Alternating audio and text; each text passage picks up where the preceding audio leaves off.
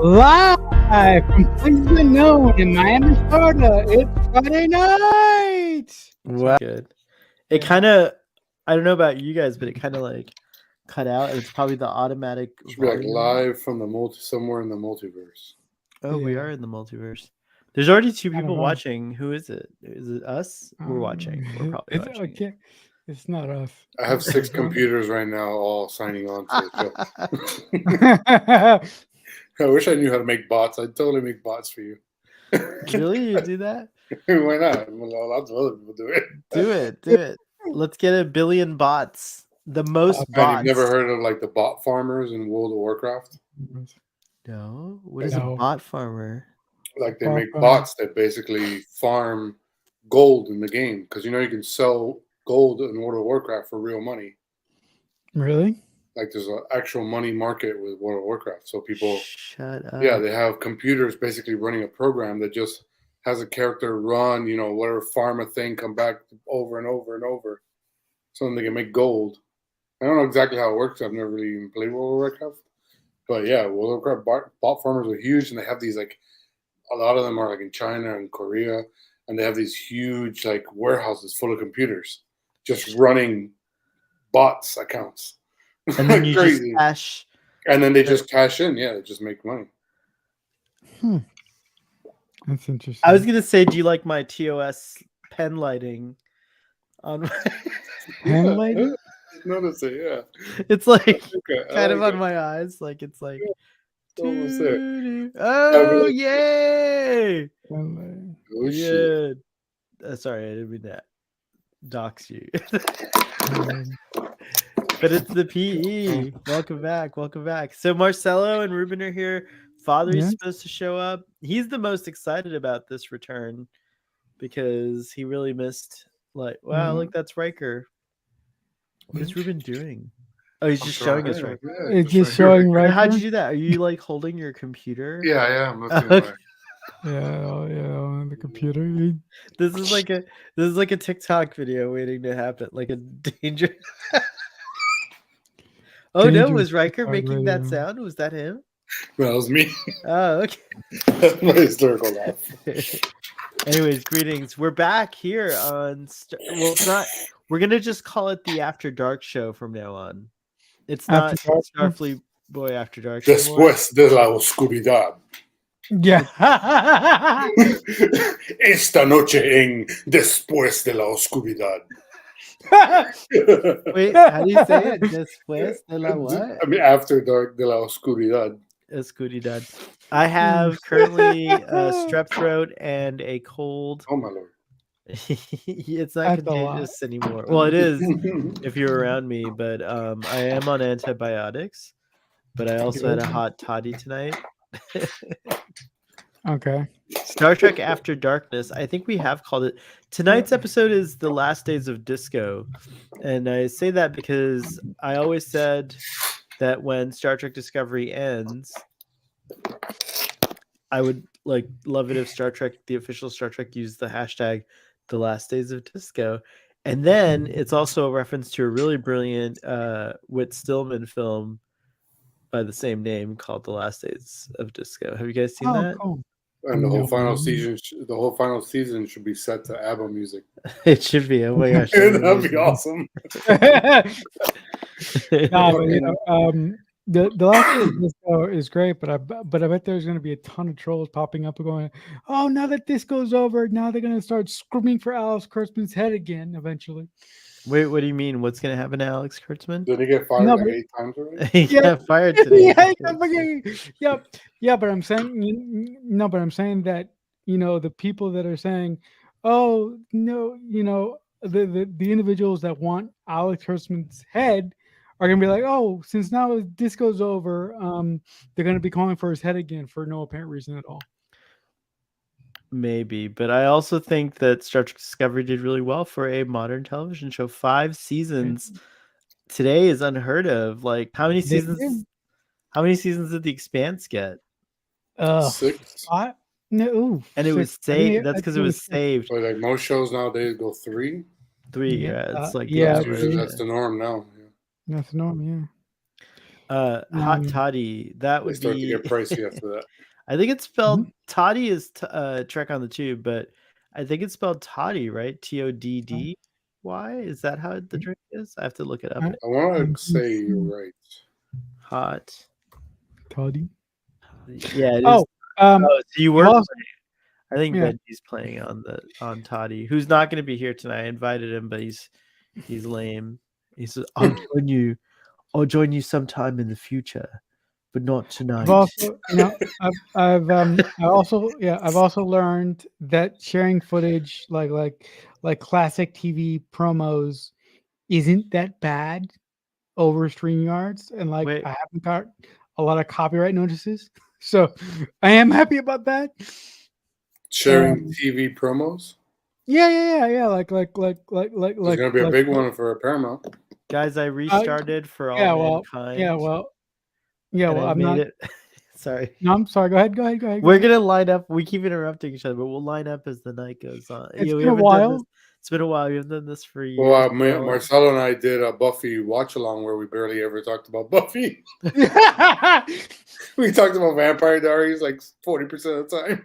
But I was just gonna say, I just started this week since I've been sick, and I have the Apple Vision Pro. I started watching I started watching For All Mankind again. I made it past the 5th episode, so I think I'm committed. The season 1? Season 1. I've never made it past episode 3, but now I made it past episode 5. I didn't see the latest season, but I saw the first 3. Now, please tell me the first thing you did with that Apple Vision Pro thing on your head that probably cost more than your house. Watch porn? No. Actually, no, there's a thought. There's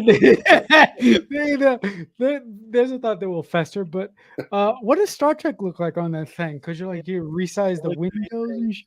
The very first thing I watched was Star Trek. I watched Star Trek 6. All right, my man. What did you like resize the window or something? I did it like if it was in a movie theater of my own, and it's insane. It looks like you're in the movie. It's the best way to solo watch. It was worth. I got a discount because I know people at Apple and I used to work at Apple, but it was worth every. It would have been worth the non-discounted pennies just to see Star Trek. So then, since then, I watched Star Trek 2000. No, sorry.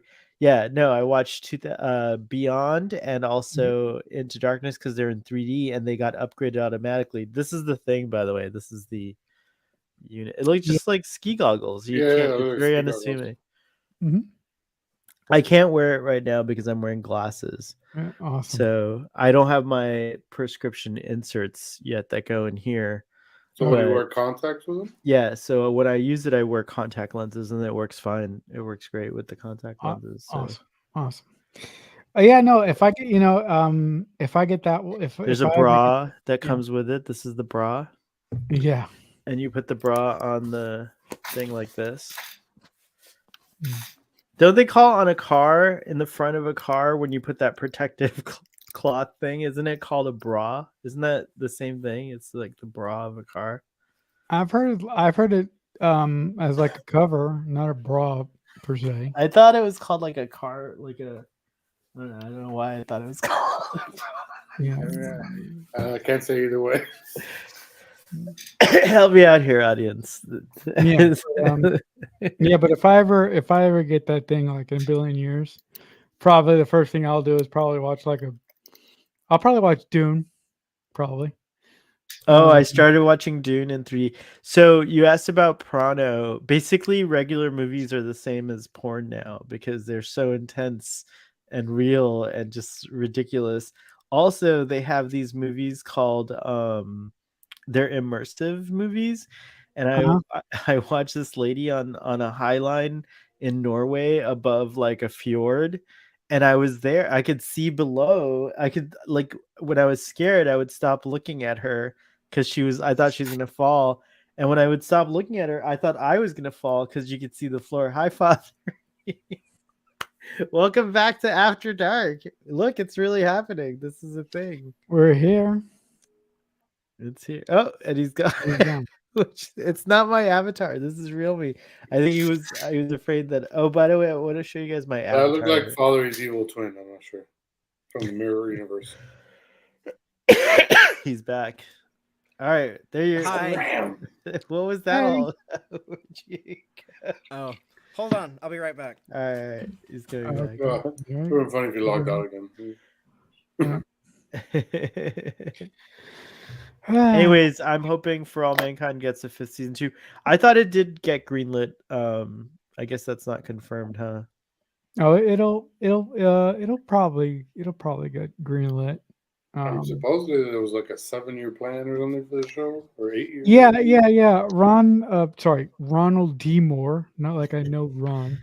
Ronald D. Moore. Ronnie D. Ronnie D. What up, Ronnie D? Yeah. Ronnie D. Ronnie D said that he had a 7-year plan. So Oh my God, it's Mugatu. Oh, it's a Mugatu. Oh my God. It's Will Ferrell. Will Ferrell making a guest appearance on Después de la Oscuridad. Yeah. Después de la Oscuridad.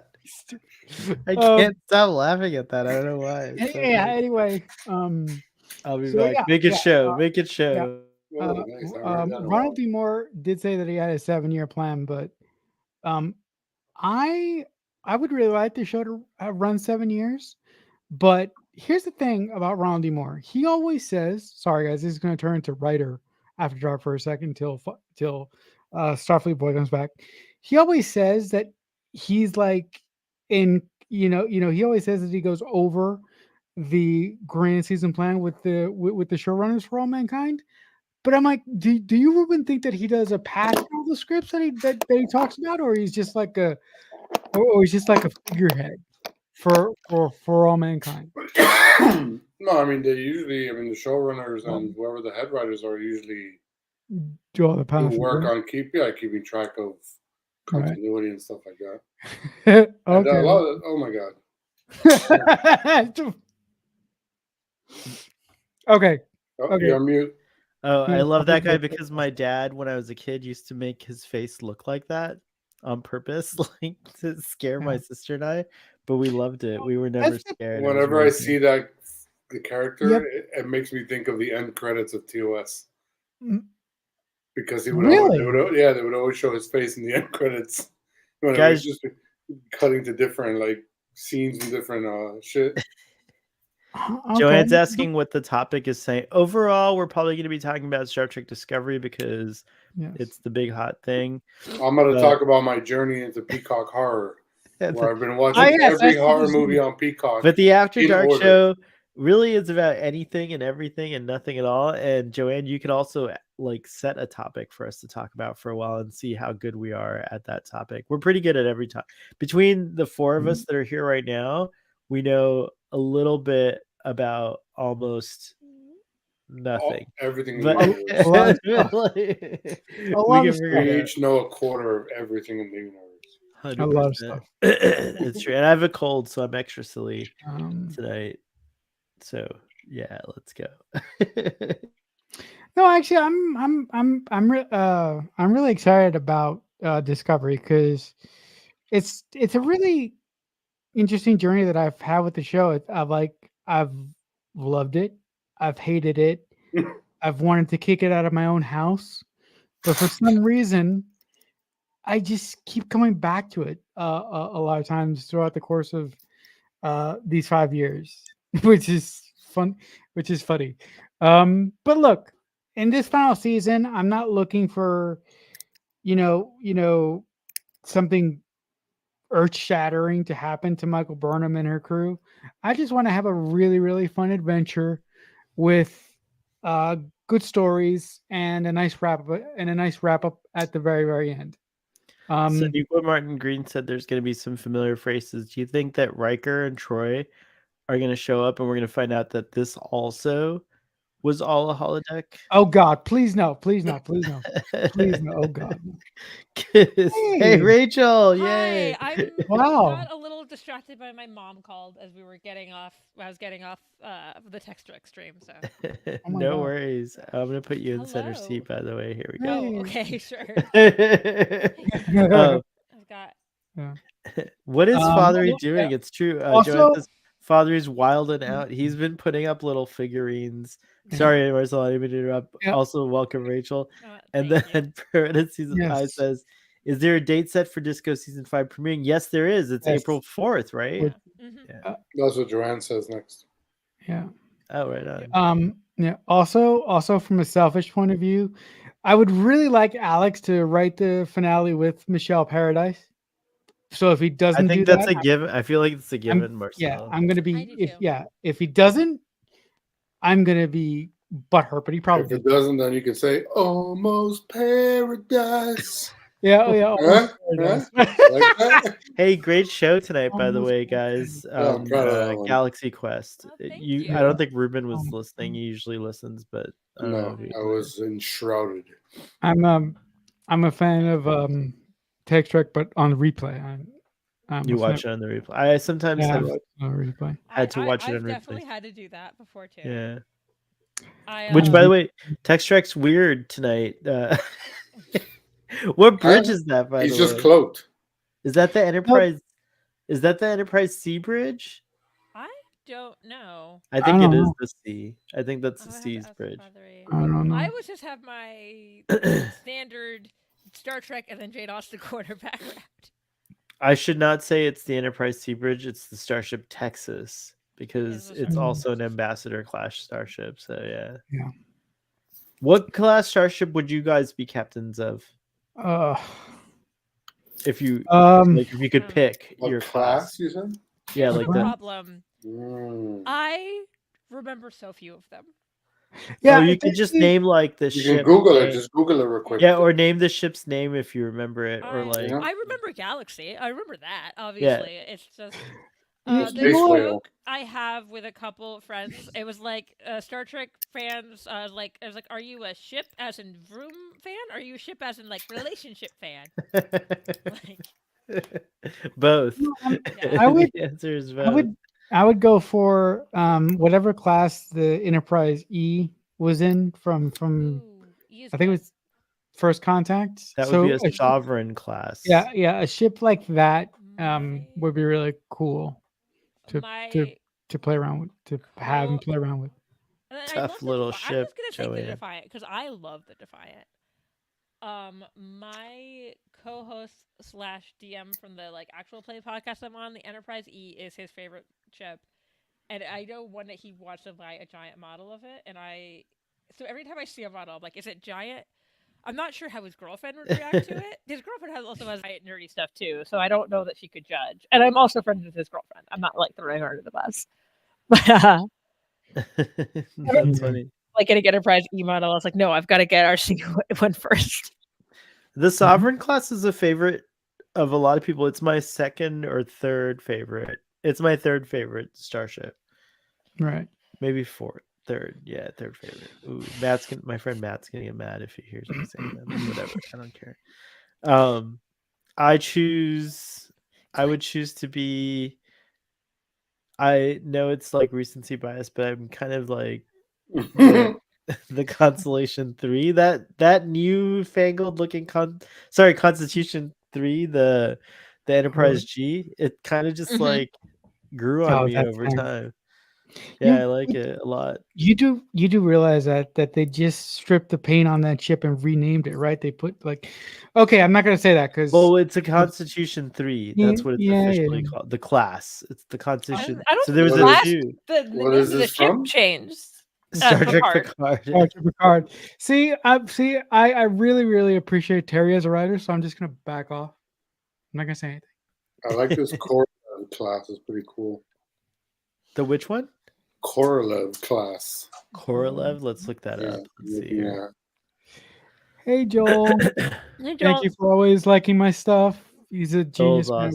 awesome. Whatever I do, he likes my stuff. I don't even know if he watches it, but I appreciate the likes, man. Thank you very much. Don't put Joel on the Thank spot. you. Thank you. No, I didn't. I didn't mean to do that, but just massive thanks. He watches everything. Joel watches everything. for liking my stuff. I believe it. I What was wish that? Joel even sort of like the Jane Austen stuff I'm posting on Twitter, and I was like, I find it so funny when like the Star Trek people are liking the Jane Austen stuff. I was like, I appreciate you guys being here for my That's awesome. nonsense. By the Mm. way, we can Starfleet So Halo After Dark doesn't just talk about Star Trek. We talk about anything. So we can talk Jane Austen stuff. Look, I have a Jane Austen Funko Pop. That's right there. There you go. Yeah. I saw you wanted to buy Oh yeah, there's the dress from the new Emma. well, there's like a huge auction going on with costumes. A lot of those costumes, I'm genuinely like, these should be museum pieces because like that one is it's a movie I love, and I do kind of think that one should be in a museum. But they also had like they have other Jane Austen stuff, including like Colin Firth's like wet shirt, Oh, which I was like, is that it feels still like wet? Uh-huh. Did they keep it wet? I don't think it's so wet. They probably it's dried it off, man. White, but I was like, that feels like it should be in a Jane Austen museum. And they have Drew Barrymore's like dress from Ever After, like the ball gown that she wears near the end, and I'm like, that should be in a museum. Like, I was like, we should be belongs in a preserving. museum. We should be preserving these, but like at the costume institute at the Met or something. I agree. Ruben, there's like 15 Korolev classes. You're gonna have to share like. I don't know. which I one you just found saw. this one here that looked cool, but I can't pick one because I also played Star Trek Online, and Star Trek Online has some cool ass classes, Star Trek and Online you does have some cool ass ships. can customize your own ship on top of that. Rachel, So- you're playing Okay. Star Trek Online, right? Yeah, I haven't wonder- played it in a second. I've just been busy. I got wonder- a um, PlayStation just to play Star Trek Online, and I haven't played. Well, okay, You if have we haven't to. played, how long have you had the PlayStation? I've had it for like months now. When did I get it? I don't know. It was like a long. I didn't. So I started playing again because I played on my brother's Send it to me and I'll play The PlayStation Last of Us instead. when we lived together, and then my brother recently bought a PlayStation 5, so he gave me his own PlayStation 4, which is what I've been I playing. Star remember Trek we were Online gonna on. like meet up on Star Trek Online, and I never We did it because I got did? stuck on Jedi. What's it called? Fallen Order. What is the Yeah. one? The I Kyle I haven't Kestis? played Yeah. Fallen Order. Yeah. I need to figure out how to get more memory on the PlayStation 4. Ruben might be able to help you Um, figure that out because he's like a gamer person, but also among other things, I'm a he's PC gamer though. yeah, he's a PC Yeah. gamer though. That's true. That's And right. for Star Mm. Trek Online, my personal computer is a MacBook, and Star Trek Online Yeah, is not same Mac here. compatible. You could Yeah. do it with this. I don't know. Ruben always explained it to me, but whenever I tried to do it, it felt like I was hacking my computer, and I was like, "Oh, I'm not." Gonna Oh, do that." I know what you're The talking GeForce? about. You can use GeForce from I don't NVIDIA. know. They I make don't graphic know. cards. They're hackers. Although my They favorite make the world's suggestion, leading graphics cards. once someone tried to very jokingly suggest that I should use my work computer to PC games, for which my No. work computer, No, I do not think that would be a good idea in general. But my work computer very much could not play video games. My work computer is a Chromebook. Oh yeah, those can't handle that. My But, work computer can barely handle my work. Like, Then when I was finished with Jedi Fallen Order, I got stuck on the cat game, and I haven't been able to finish that. But straight. Yeah, it's really Yeah. scary. Oh look, it's Captain Kirk. oh, hello, Captain Kirk. It's like, Father, show us on the Oh, doll I thought where it was they Michael touched you. Myers. Show us on the doll. Oh, that's what the movie gosh is doing. Demographic, Jesus. I Um, God, Yeah, I mean, it shocked so much his camera turned off. yeah. I mean, gaming on a Mac is really, really difficult. I mean, I tried to do some Steam games and my my computer almost exploded. The one game I pretty regularly play on my MacBook is The Sims. Okay. I don't, and The Sims can, if you have like mods or custom content, The Sims could like, you could really need a good computer for The Sims. Gaming Right. on a Mac today is 100 times greater than it was like 20 years ago when there were Yeah. like 5 That's games. probably true. Mhm. Oh yeah, no, there was when I got my first Mac, There was Unreal Tournament, which does a game that doesn't exist anymore. That company just makes game engines now. They don't even make games anymore. Right, Unreal. That's right. Yeah, they make the Unreal Engine. I That's where totally it came forgot from, the about Unreal Tournament. Tournament until And now. that was like I one. That was yeah. one of. There was Age of Empires 3. There was Modern Warfare 2, which I think was still in World War II at the time. Not even Modern Warfare. Now it's great, but even like I'm saying with GeForce is basically like a Netflix but for gaming. So you subscribe to it, and if you own games on Steam, that are on GeForce, you stream them. So you can basically stream them on your phone, on your computer, on anything. That's true. It's amazing. I use it for everything. I have a Switch Lite. There's just Star Trek Online is not on Switch. What's Stardew Valley? It's like a cozy that's game. A show game. It's like a cozy game. Oh, cozy game, cool. I've been meaning I should play Stardew Valley. I think I would like it. I just haven't. Like I played Animal Crossing and I play a lot of Disney Dreamlight Valley on my Switch, particularly. Yeah, it's like you build up your farm. Yep. And then you trade with other people. It's super chill. What I do a lot is I'll put like an audiobook on or a podcast and play a game like that. Like a really chill, not I mean there's some story in like Disney Dreamlight Valley and I think in Stardew Valley as well. But if like if I was just sitting there literally farming, like it's perfect for that. That's cool. I like it. It reminds me of Oregon Valley or Oregon Trail. Oregon Trail. A little less dysentery. little less. Although, can you imagine if Disney Dreamlight Valley you could get like dysentery? It's like, oh no, Mickey's dying. Like, I'm sure there's some crazy mod out there for it. Disney Dreamlight Valley, although has a surprisingly like dark story, if you like. Wait, what is it? So Disney Dreamlight Valley is like you're going and you're building this like valley of Disney characters, and there's kind of a plot twist that is kind of easy to see coming because it is a game meant for like kids to be able to like play. But it's like there's something called the Forgotten. It's made them all forget who they were, and then you are coming back, and the Forgotten is like your depression manifest. Like, oh my god! And it's like the part of you that didn't want to like bring like forget your childhood. That's how they explain it. Oh my god! That's where one of them they gave like a trigger warning before one of the missions. I was just remarking to a friend of mine that I can't remember things that I know I used to remember like 30 years ago from when I was like a kid, but like it goes away. It just your childhood goes away. Like Peter Pan takes on a new meaning. Not Peter Pan. Hook takes on a new meaning. Yeah, it is truly. I like you find like diary entries from like the Forgotten at some point. And like actually the part of the game where I'm at now that you've like the Forgotten is your friend again and it's like kind of sweet. But like just the most depressing stuff in this for like I was like, I'm playing a game where I'm friends with and hang out with Mickey Mouse. What the hell? Like by the way, there's so much to talk about because we haven't streamed in like over a year, but what does it really mean that Mickey Mouse is public domain now? Like, is it true? I mean, you can like you can. Ruben, you're on mute. Yeah, you can basically create. It's not. Sorry, Marcelo. It's not Mickey Mouse. It's Steamboat Willie.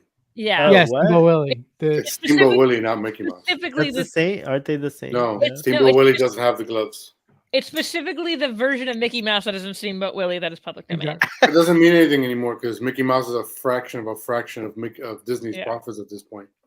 Nope. It's all Marvel and Star Wars and stuff like that. So that's why they didn't fight to change the rules. And also, there's like weird stuff with like if you're using it as a logo, there's stuff about it.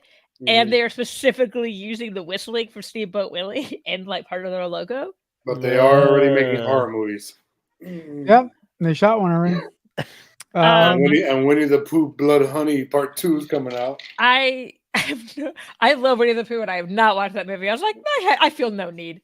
I knew who Steamboat Willie was, but I didn't know he didn't wear gloves until today. That's like the difference between Steamboat Willie and Mickey is that Mickey has gloves. I mean, technically, he is Mickey. And a cock like an earlier version of him. It's very weird.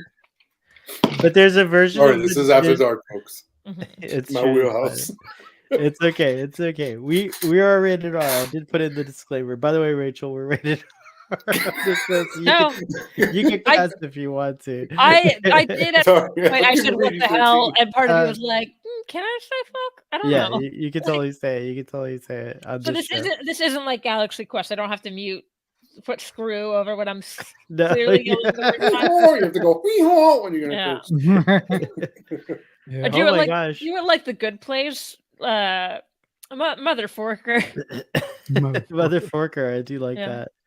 Yeah. Whoa, that's crazy. I um, can't believe that Steamboat Willie. I always thought that was Mickey playing Steamboat Willie. Like I didn't I mean, realize it is Mickey, but it's like just the version of him in Yeah. that. It's that. before he went on a murder spree and had to change his identity Yeah. So I can create artwork and wear gloves that so he doesn't leave directly. fingerprints. I could create artwork that directly references that character, and it's okay. I can sell it. Listen, check out a game called Pal World that just came out. The Pal game has World. Pal World, like hey Pal World, World. Pal All right. World. All The right. game has 2.5 million players. It's one of the most popular games of the last decade, and you're gonna say, "Oh yeah, this is a Pokemon game." No, it's not It Pokemon, does but look like it Pokemon. damn sure looks like Pokemon. This does look like It's like fat Pikachu and like short angry Squirtle. Pikachu. Yeah, it's hilarious. But the game, yeah, that's one of the biggest games in the world right now. I don't know. You know how I would imagine the Mickey Mouse thing? It's like that version of Mickey Mouse is now in public domain. It's how like the Wizard of Oz book is in public domain, but the movie is not.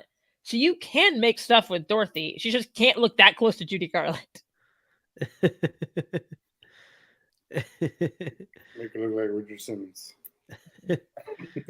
Our audience is a trip. What the cuss? Also, I guess that Steamboat Willie porn could be made now and the creators wouldn't be sued by Disney. That's probably true. That is probably true, but also please don't do that. I don't know. I don't want it. I don't know if I want it. I don't think I do either, actually. Yeah, I say no. I say no. I say you know. Steamboat Willie porn. I say you know. Melon Farmer is what they dubbed over the TV version of Repo Man. Same mouth movement. Really? Melon Farmer. Instead of Mother. I'm sorry. Are you like... I was Oh, gonna I thought you were there the whole time. I was gonna come back with a ripped up shirt and say I was fighting a Magato, but I just ripped up 3 different shirts and I couldn't tear one the way that I wanted it to look, so I just threw them all in the trash and gave up. You let your... You let your desire for perfection interfere with your with the with the joke. The joke. I need to shop for clothes. I tried modeling some Man, if I was like drunk like we used to get on the old After Dark days, I would be like, "Here, y'all want to see?" I would show them. But I was modeling my Starfleet uniforms, trying to see what I'm gonna wear on the cruise in a couple of weeks, and like everything is like big and baggy on me now. Like oh wow, that's great. You could just pin that stuff. I need to get them like altered. Yeah. I'm not gonna have time to do that. Because the cruise is in like 2 weeks. It's like the 21st, right? I think. Yeah. I'll be in. I land in Orlando at like noon on the 21st. Ruben, you and I have to get our act together to get there. Yeah. So if 21st, if anyone wants to assassinate me and Sohel and Ruben, or like party with us at the please choose option party. 2. Option 2, please. Option 2. Thank you. Yeah. Yeah, I need Ruben for moral support, so I can't kill him. Just not just yet. I've got to go give my pussycat some milk. Not just yet. I need Ruben. I'll be right. That sounded terrible. That sounded not like what I thought. But anyways, I'll be right back. Father, lead us on a discussion about Star Trek Discovery Season 5. Well, the final season will be upon us in a mere... How many days is it? It's like, hey Google, how many days until April 4th? There are 55 days from February 55 days. April 4th. So yeah, 55 days away. Make a countdown. Yeah, I'm sure there's like a site somewhere, but that's Dude, that's it's kind of the cool. week we were thinking. April 4th. It's like the day before First Contact Day. The premiere will be down here in March, a couple of weeks before that. I don't know. Maybe the good folks at Paramount Plus will allow me and Rachel to attend. That would be so cool. One of my brothers works for the Wait, the website. premieres in Texas? It's at South by Southwest. Oh. Huh? What? The premiere, they're gonna, I mean, South by Southwest is a popular place to premiere stuff. Yeah, Yeah. Oh, they do okay. stuff like alright. that. Um, a lot of fun movies. story. A lot of movies premiere there. Yeah. I once saw John Krasinski and Emily Blunt from across the street because I was leaving work and I was like, a premiere from A Quiet Place was happening. Okay, cool. And No, to I be mean, fair, though, I saw that the premiere was gonna like start happening in 10 minutes. I was like, I'm just gonna stand here and see if I see famous people. okay. No, I mean, Where was it? What venue was that at? Yeah. So Yeah. at the Paramount. Nice. Yeah. South by South, like I've always known it to be a movie premiere festival, but not They have a related to TV TV. So that's what. They have a TV Oh, they have a week. TV week. They Okay. also have a music thing and like an interactive media thing. They used to do Oh. a comedy thing, which I'm kind of surprised they haven't brought that back because Joe Rogan's kind of turned our town into like the stand-up comedy town instead of the. I don't know. We were the live music capital of the world, and then we kind of became like Tech Bro, Silicon Valley, but with tacos. But I guess now we're like stand-up comedy town. God, I can't even I'm like I work in like the tech industry in Austin. I guess Austin truly has no city limits. Jesus Christ. Okay. It's such a bad pun, so Here's a question for you guys. So over or under, Skydance is going to get the rights to all of Star Trek by March, if Paramount can't pay off their debt. I think Skydance is more likely than Warner Brothers. Yeah, Okay. Yeah, Alright. it sounded like Wall Street didn't like the other deal. Like I think it I also really am. Wait, I Warner thought Brothers and Paramount merging is very legally very close to being a monopoly. yeah, Yes, be, that's right. It would legally be hard to pull off, Mhm. and it didn't look like it would actually make anyone's stock value go up. So luckily, that deal's not going to go through. And I very much do not want David Hasselhoff any fucking where near Star Trek. Of course not.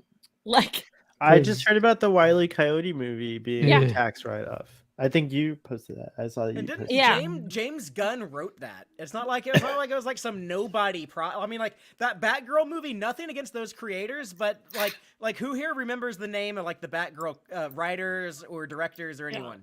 I don't remember the writers. I do remember the like cast in that. Yeah, but I mean that had like some talent attached to it. But like I mean this had like James Gunn, who's like one of their golden boys. Now he's gonna rebuild the DC universe for him, and they pulled his movie and threw it in the trash. I genuinely feel like there's going to be a tax fraud investigation at some point because it feels weird. I don't know. Can I don't write know off enough about movies tax that law, I but- never made for Yeah. tax? Yeah. Like, But yeah, Can I- no, how it like, work? can I Because I make a think they movie? knew and- that for a while. Because I think, man, like that must have been something they had to have told James Gunn about that like months and months ago. If they're like working this closely with him now, they must have been like, "Hey, we're probably gonna throw away your Coyote movie." Oh, Yeah. apparently, like they had pulled it, and other places offered to buy it, and then they apparently then they didn't accept their offer, and then didn't allow them to counteroffer. James Gunn came up out of his pool full of cash. It was like, oh no! Yeah. He's got that DC money now. So Yeah, he's got that DC money. But I look, if Star Trek ends up going to Skydance, I just want whoever is going to be in Well, charge if of. Paramount Global, it's not. He ain't just buying Yeah, Star Trek. It's Yes. like the. Yes, thank you, Father Ray. If Paramount Global goes over to Skydance, for goodness sake, Jesus, I want a movie. And when I say I want a movie, I say I want them to tell me what movie they're making and then just to make the fucking movie. I don't I have I don't I don't want to have this constant fear of having to say, okay, a new Star Trek movie. Okay, I will believe it when I'm sitting in the fucking Oh, theater about nice to bringing Oh, watch back it. yeah. to Star Trek. that has been my saying for years. Yeah, right. It used to be a joke. I'll only see like when it's I just actually want released. But Now it's not a joke anymore. at this point, the way they're treating movies, I don't. It doesn't matter if it's getting filmed. speaking Yeah. of bad puns, I just want Chris Twofer to happen. Chris You Twofer. want the Chris Chris- Helmsworth Chris Yes. Pine movie? Chris Twofer. They get it? still say that they want to do a fourth Kelvin movie. The longer that is delayed, I think the less likely. They'll get all They're those all actors getting back like together. old, like. I Older? mean, we're no longer at the point where Chris Pine is like a young Captain Kirk. No, he would be like playing like the Kirk in the Wrath of Khan, who's turning 50. Yeah, It's 50. he's not 50. He's in his How old 40s is- though. I He's think He's he like is my age, 40. right? Oh, he's older than me. Hey Google, how old is Chris Pine? He's 43. He's 43. So he's They- younger than I. They got Yeah. 7 years before he's in his 50s. Yeah. No, I mean, look. I mean, They could do the TOS reboot. yeah. They Yeah. could. Bam. I mean, for me, I would really appreciate one more Final Adventure with the Kelvin crew, similar to like I would. the Undiscovered Country, and then put those guys to bed and then do something else. I kind of thought like Beyond would be like a good ending point, but actually like waiting so much longer, Chris Right. Pine as like an older Kirk. That'd be cool, actually- right? That actually makes me more excited for it. So I Yeah. think Right. Yeah. One idea that I've come up with would be, what if it was a kind of like a passing of the baton type movie, which they've Mhm. kind of teased before, where Like- they could set up like a new crew. Like, what if we had like a new Kelvin crew of like Ilea and Decker from the motion picture, and then we had like Kelvin Savick and Kelvin David Marcus from like the Wrath I of could see Khan. that. I could see them avoiding using Decker Interesting. just because, then- like, They have like, then there's like this like young kid who shows up who's supposed to be like some Vulcan prodigy hotshot, and she's like, "I'm Valeris from Vulcan," and then like Zachary Quinto runs in and he's like, "The older version of myself said not to trust that one." And then he punches her. Oh no. He punches her like Tim Allen punched Frank Kwan in Galaxy, Yeah. or not Frank Kwan, but Saris in Disguise. yeah. Yeah. I Sure. That's so funny. There You was guys are- another. There was another that was another Star Trek reference in that movie that I didn't make earlier, Rachel, on Text Trek when we were talking about Galaxy Quest. Yeah. But having a character named Frank Kwan who plays Tech Sergeant Chin, like those are very like East Asian names, kind of like Soong. So Oh, it's kinda- yeah. I thought it was like kind of the same thing as like, oh, you're kind of like doing like that future thing of like giving like Asian surnames to, you know, like Serenity in Firefly famously did that too. Yeah. Right. I remember reading somewhere the Galaxy Quest. Apparently, originally they just said that character was Asian, and Tony Shalhoub was like, "Can we have like the character of the TV show is Asian, but I don't want to say like I'm actually Asian because that's weird." He's I actually like I didn't know his origin, so I looked it up. He's of Lebanese descent. Yeah, it's very ethnically ambiguous. Yeah. Tony Shalhoub. Yeah, Like- you can, I'm like you that can- too. Yeah. Yeah, so hell, like I would totally believe it if they cast you as a wide variety of roles. I think you have like Thank you. the flexibility. Maybe I could go into acting in my later years. I think Hey, like, I mean, as we were talking about that podcast, Alan Rickman's first movie is Die Hard. He was definitely on the older side for be starting a movie career. Oh wow. Yeah, he was. I went to go see Die Hard in an empty theater with my grandfather, Why just was a it couple empty? days before Christmas. It was fun. oh, that is fun. That's It fun. was- I haven't yeah. watched it in a while. I used to be like I'll watch Die Hard for Christmas every year, and I did that for like I don't know 8 or 9 years. It's like I don't know Cool. if I don't know if I need to see it every year. It's been a while for me too. Yeah, I only saw it Um, once. yeah. I've never must seen not have it been yet. impressed. What about any of the now I have a sequels? machine gun. I've Yeah. seen all the Die Hard films just once. Yeah. I like I've that. seen one. I think I've seen 1, 2, and 3 a couple times. I think I've seen 4 once, and I don't think I think there's a 5th one, right? I have not seen that. I'm like that with some movies. I've seen every Hunger Game exactly one time. Same with me with the Hunger Yeah. Games. I've only seen But, the who one. I else- have definitely seen the Hunger Games more than that. Who else has a series of movie that they watched all of them but only one time? Ruben. I'm sure I do, but I'm trying to think. Whoa. Did you actually complete it though? You had to complete. Oh, the I Percy haven't- I Jackson haven't seen films. the I've new only Hunger seen those Games, once. so- The show is a million times better. Oh, the show is so much better. It's so good. I highly The recommend. Percy Jackson show is so good, and they do. They have a lot of fun. Giving like the gods more to do. Yeah, That really. and the casting of the gods makes more sense The too. casting is so good. It also, Yeah. but part of me is like, there's such good casting that I'm like, wait, have that character come back. Like, it's so good. Yeah, What's the story of Percy Jackson for those who may not know? he's like the American Harry Potter, but with the gods. Basically, he's like a bastard son of Poseidon. Yeah. It's so they're So he's all like a the demigod. yeah. So he's Yeah, a demigod, and they go and there's a camp called Camp Half Blood. Yeah, And a big thing is that the 3 big gods, the big 3, Zeus, Poseidon, and Hades, agreed at some point to stop having kids, and then they fucking didn't. So they're like forbidden kids, which he's one of them. That sounds Yeah. very Zeus. That's a Yeah. Zeus move to pull. I had an idea when I was in high school. I wanted to write a comic book about like a school where all of the teenagers who went to the school there, they were reincarnations of the Greek pantheon. Mm. Ooh, so you- I like that. They would like, they didn't know who they were at first, but then like they would slowly like reveal themselves as. Oh. And then that would be like the first story arc. So kind of like the first 12 issues is about like figuring out who all the gods are and kind of like their internal fighting.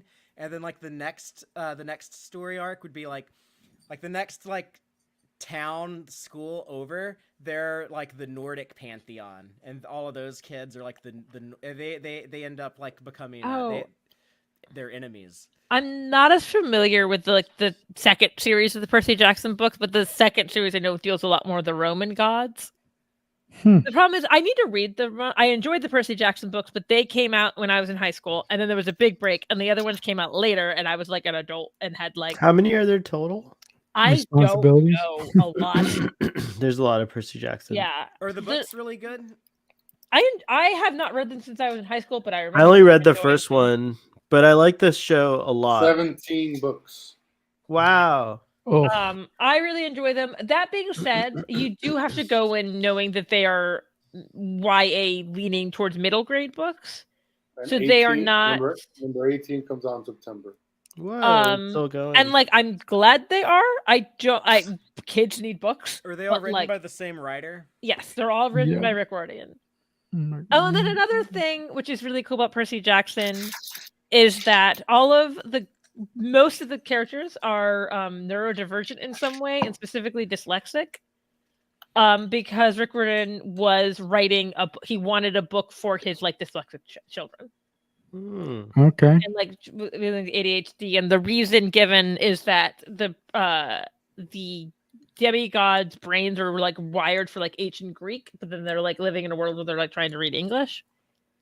And as someone with like ADHD, I really like. I'm not dyslexic, but with ADHD, I like related, and I was like, oh my god, characters like me.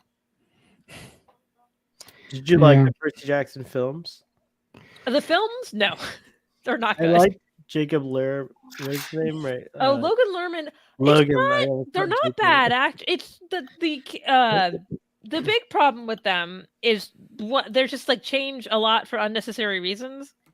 But one of the things they do is they age up all the characters from 12 to 16, which make them Yeah. all come off as so much Mm. stupider. Yeah. They do that a lot with like media, and sometimes I get it. Like, you know, with like Game of Thrones, it's like, okay, I can understand aging up Daenerys and Jon because you don't want to like open the show with a 14-year-old being raped by Jason Momoa. Yes, But- that I totally get. On the other hand, though, I've seen examples where here's like a good one, but Dawn in Buffy. Originally, Dawn was going to be a much younger character, and Yeah. Sarah Michelle Gellar wanted Michelle Trachtenberg. That's her name, right? Sarah Michelle Gellar wanted her and like talked them into like hiring her, and good on them. She was a good actor, but she comes off as such a brat because like they were writing for like an 8-year-old. And it takes them a couple episodes to course correct because it does not make sense in their first episode. Xander has to babysit her. I was like, isn't she like 15? Yeah. Yeah, she's like insufferable when they're introducing this new character. You're like, if she was 8, you'd be like, yes, this 8-year-old needs a babysitter. That makes sense. But season 5 of Buffy has an incredible ending, and nothing to knock on the show. By the way, Marcelo is doing a great first episode. Yes, I am. Yeah. Marcelo's doing a watch along, Buffy watch along. Serious, yeah. I'm watching along. I'm watching the episodes one by one, doing watch along. So if anybody wants to watch me react to the episodes as I watch them, come over to my channel. That's a fun one. That'd be a fun one to talk about. There is so much kind of like TV history built into Buffy because it did so many things first, like the notion of like the big bad season form, which I think has been played out, and as I'm kind of glad it seems to be kind of dying off now. But it's so weird that like every September some asshole shows up that we bring down in May, and then the same thing happens again next year. Why do we always like get our ass kicked like for 9 months, and then like in May for some reason we have like a big win in May every year? A joke I once saw about Harry Potter, I was like, it's really nice that Voldemort really cared about his education and just like waited to the end of the school year to attack. Voldemort really cared about his education. Speaking about Harry Potter, so do you guys have any comments on what the HBO series is going to be like? Because as a guy who grew up on Harry Potter was the first VHS tape that I ever got. I'm a little bit worried, but I know if I don't like the show, I still have the movies. I know they're not going anywhere. Don't be scared of the show. My feelings in Harry Potter are currently complicated. Yes. That's there's a mix of like a younger version of me would have been really excited for it. Yeah. Although I do think that I think people are going to realize how much of the Harry Potter movies is built on like how good the cast of the adults was. Mm-hmm. And then I'm like it's hard for me to imagine like another person besides Alan Rickman playing Snape, for instance. Okay. Or like Robbie Coltrane as Hagrid, or Dumbledore is not a very good example for this because there are 2 of them. For me, if it's anything like the Percy Jackson show, I think I'm gonna like it. While I do have a lot of sentimental attachment to the films, to me, I've always wanted a more like faithful version to the books, because I remember with Harry Potter specifically, I was like an avid book like fan, and so I no longer, now it's all blended, but at the time when those came out, how old were you when they I was like in my early 20s, I think. Oh yeah. No, the first one I might have been like 18. Yeah, might have been like 17 or 18. I was fully a child. Like the last movie came out when I was a senior in high school. But the reason I got so into them is kids used to think I was Harry Potter before Daniel Radcliffe played Harry Potter. Like kids would be like, people told me I looked like Hermione. Oh my god, we should have been totally like hanging out together. Yeah. And then Father could be Ron. Ruben would have been our Ron. Ruben would have been probably a centaur. So, yeah, actually, I want to point out, people said I look like Hermione. They did not say I look like Emma. I remember. I mean, you finally just kind of give into it, but I remember being so. Everyone was like, "Oh, Harry Potter, Harry Potter." I was like, the movies are so not capturing what I thought the spirit of the books was. And even though I do definitely have a sentimental attachment to the films, and I do see what they were doing with it, but I was so disappointed, even like with the last 3 films, for example, like compared to like I honestly, compared to so many film adaptation things I've seen, Harry Potter is pretty faithful. It's pretty good. And it's like you said, the actors, it's to me honestly like the performers I would say You can't like trade that. It's like priceless now, the especially with, one like, thing Kenneth Branagh playing what's his face. I Yes. at some point watching the second one for the Killer. first time in a while, and I was like, That guy. Kenneth Branagh is putting on this amazing performance I did not appreciate as like Yeah. enough as a child. Yeah.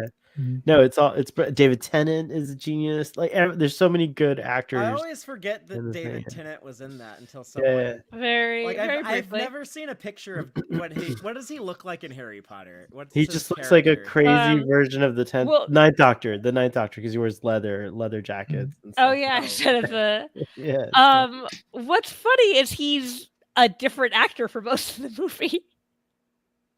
Is he like a shapeshifter? Is he in Yes. disguise? Okay. Yeah, his character has a shape-shifting thing going on. Got So it. he does not have David Tennant's face for most of the movie. Yeah, that's actually. And a it's good also point. David Tennant. It was right before he was the Doctor, so it's like he wasn't famous at the time. No, I don't want to support Harry Potter though because of Yeah. J.K. I know it's a tough. If you Yeah, ever, she sent her minions after Jesse Gender. She like Yep. she like. Oh, I didn't retweeted realize Jessie. that. Yeah, like Jesse gets like her like that's like she attacked a friend of mine. Like I'm not gonna. I'm glad that I have never. I lucked out. I don't have to deal with it because like I never read those books or watched those movies. But I'm so checked out of that franchise. I experienced the same thing with Orson Scott Card, and I just have learned to Yeah. separate the work from the author. I know. As I've talked about before, the things besides Star Trek and Jane Austen I was really into in high school were Buffy and Harry Potter. So Yeah, Buffy, that's a conversation. Yeah. Ooh, that could take up an hour. At least You know what? Joss Whedon, he's like, y'all know what? I'm gonna shut the hell up and go away. okay, I would Like- say that. I said that at one point, and then he came up with a god awful interview literally the next day. So I need to keep my mouth shut about Joss Whedon, or he's gonna say shit again. Yeah, but he's not gonna have like an influence on like UK law that oppresses trans people either. Yeah. So he's a little bit of a less harmful entity. Sounds like he's just like a really like shitty guy to work for or be married to. But I did once make the joke about with Jane Austen and Star Trek, and I was like, well, Jane Austen and Gene Roddenberry are both dead, so they can't do anything new. exactly, To disappoint me. they're not gonna do any more harm. Mm. No, but as a book reader, Rachel, are you hoping that in the new TV series they cover a book per season, or is that what you, I mean, as a fan, would like? hypothetically, yeah, back in the day, but like I said, like it's hard for me to support because they Right. originally said she wasn't going to be involved, and they're backtracking on that now. Okay, but if you were, if you could remove the elephant in the room of JK, I would do what would- like a season what- per book would be like. okay, yeah. If you could remove that thing, I agree. Although the problem with that, I like hypothetically, if you're making like a Harry Potter show, you would need to film like with like Percy Jackson already. It took them so long to renew it, and I'm like, start filming. Those kids are growing. Like right. even Yeah. like Walker Mhm. Strobey in like these interviews, he looks significantly older than he does in that first season. And there's not. I mean, like that's on them. They're children. They're going to age fast. That's how life works. Yeah, What's it's awkward is when you have like some kids that age and some that don't. You know, like Yeah. like in Game of Thrones when like some characters got older a lot faster than other ones. And, Oh yeah. but then you also have like Maisie Williams, who's like, oh, she's gonna turn into an adult, but just like never grow. So her age can be kind of ambiguous. But then meanwhile, like Cersei's kids, like they're gonna stay toddlers and then all of a sudden become teenagers like overnight. Like between the Star Wars movie where everyone but Anakin ages like 2 years, and then Anakin ages like 10. Yeah. And then I was like, did it occur to someone that if you're going to romantically put in with Natalie Portman, it would look really fucking weird? That's like I thought George Lucas like just likes to do that stuff on purpose because of like the Luke and Leia thing, and then they did the So, Anakin. do you remember? This would make me so happy if you remember this. No pressure. You probably don't. But there was a Vanity Fair issue that came out in 1998, I think November, that had, it was like the Phantom Menace on the cover. It had like the entire cast. It was like Liam Neeson. Yeah, they were all in costume. shot by Annie Leibovitz. I have that issue. I'm pretty sure I have it. Like I was Shot by- so I was so excited. That magazine made me so pumped for that movie, and then I was so disappointed by it. Yeah. I love the prequels. I think they're great. Yeah. Ruben and I, that's when the schism happened between us. That was when my childhood died, and I became a man. Oh my gosh. That I was, was oh like, my god. It's been so long since I watched the prequels, but the prequels are not my thing. They're really No, good no. from a socio-political standpoint. And I feel like they were That is predictors. not why I watch Star Wars. Sohel has a great point. Yeah. That also speaking of Jessie, but something that she pointed out was that it's very easy to tell the original trilogy story of, like the scrappy ragtag rebels are good, and then the evil fascist empire is bad. That's very obvious. But to tell the story of like the prequels of how it's actually very easy for like liberal democracy to casually slide into an oppressive fascist state. That is like. Oh yeah, unfortunately, much more- that's how democracy dies with like Yes. applause. I was like, oh, I don't want this to be relatable. I never wanted this to be relatable. Unfortunately, it's starting to be related. Like it's like I feel like No, it was thank you. it was like a warning of things to come. George Lucas, damn you. But I think that I think that was like a more like a complex story and like a more meaningful story to tell. I honestly think almost kind of like a my warning. main problem with the prequels is I think they rely way too much on CGI, which makes them feel like not. They don't feel like, which makes them feel a lot less grounded. Especially because there's scenes you could tell actors should be working in the same room as each other, and there's times you could tell that they are not. Well, tell that to Mike Yeah. McMahon. Yeah, Yeah. Ruben, I those were mean, great shadow puppets. they were great shadow puppets. like No, really yeah. intense. I mean, Yeah. animation is hard, but Thank you. I was wondering how they looked on camera. I I don't- assume this is a safe topic for After Dark, but on Yeah. that HBO show Real Sex they used to have, where they would I just remember that show. they just show like weird sex stuff. One night they had penis puppetry on there, where Wait, they had what? wait, like did they what have? fucking show? it was Real called sex. Real Sex. You don't remember Real on- Sex? Oh wait, you're probably too Yeah. young. Sorry. Yeah. I was definitely I'm sure I was too young No. for this kind of HBO show. In the era before internet pornography was so accessible, they used to put like a lot of nudity on cable channels at nighttime. Yeah. Yeah. Yeah. Okay, remember I'm a Real little Sex, yeah. aware because Paramount Plus decided I had to have Showtime. That's So funny. Yeah. Oh, we have Paramount Plus. We have Showtime through there. I forgot Yeah. about Yeah. that. Yeah, we Paramount do. Plus Who was did it? Showtime. because I remember years and years ago, a friend of mine got Showtime for some movie, and then we were like looking through it. We're like, "Is this porn? What the fuck is this?" Yeah. And then I was like, yeah. Was Um, Showtime the channel that had the Red Shoe Diaries, or was that Cinemax? That was I think Cinemax. that was I don't Cinemax. I don't know. Yeah. That was Though I Cinemax. remember, David I mean, Duchovny, I so- think I don't know. I think it was They Cinemax. had I didn't Real watch Sex. it. I'm not Real Sex. I'm not too. sure which channel. No, that that's was. Because- HBO Real Sex. Oh, is but that I it? remember Yeah. the announcement that it was like, "Oh wait, now it comes with Showtime." Came with the announcement that like Prodigy was leaving, and I was like, I don't know that a good trade off for the parents who can't show their kids Prodigy is here, have Showtime. The channel was softcore porn.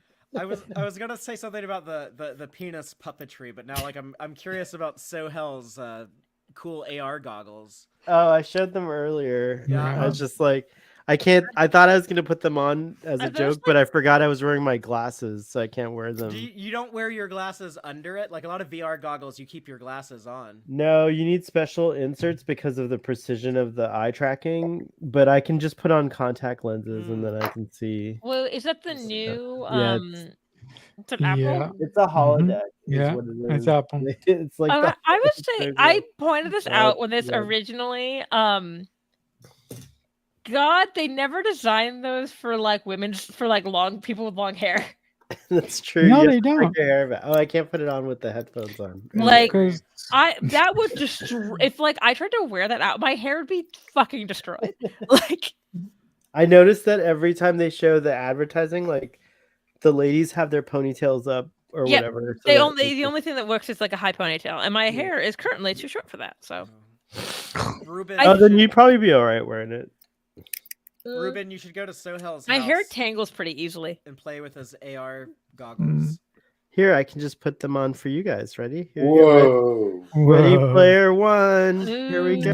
Oh my God, no. I can kind of see a little version of my face. That's Sohel, cool. can you will you bring those to Orlando if y'all come up there? Or Yeah, I'll Cape let you try Canaveral? it. Yeah, you can try it.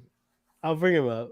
I did the Because I you did gotta the see. display- Can I just say that I cried because I was on the bridge of my favorite starship. I know exactly which Whatever. bridge you were on then, but but it was the Cute. scan to make it even sweeter. For I'm sure you already know this, but they scanned the recreation for Picard season 3 for that, so it was from. Like, Oh, I didn't stand on that bridge. Oh, it wasn't that one. My favorite bridge is Star Trek 6.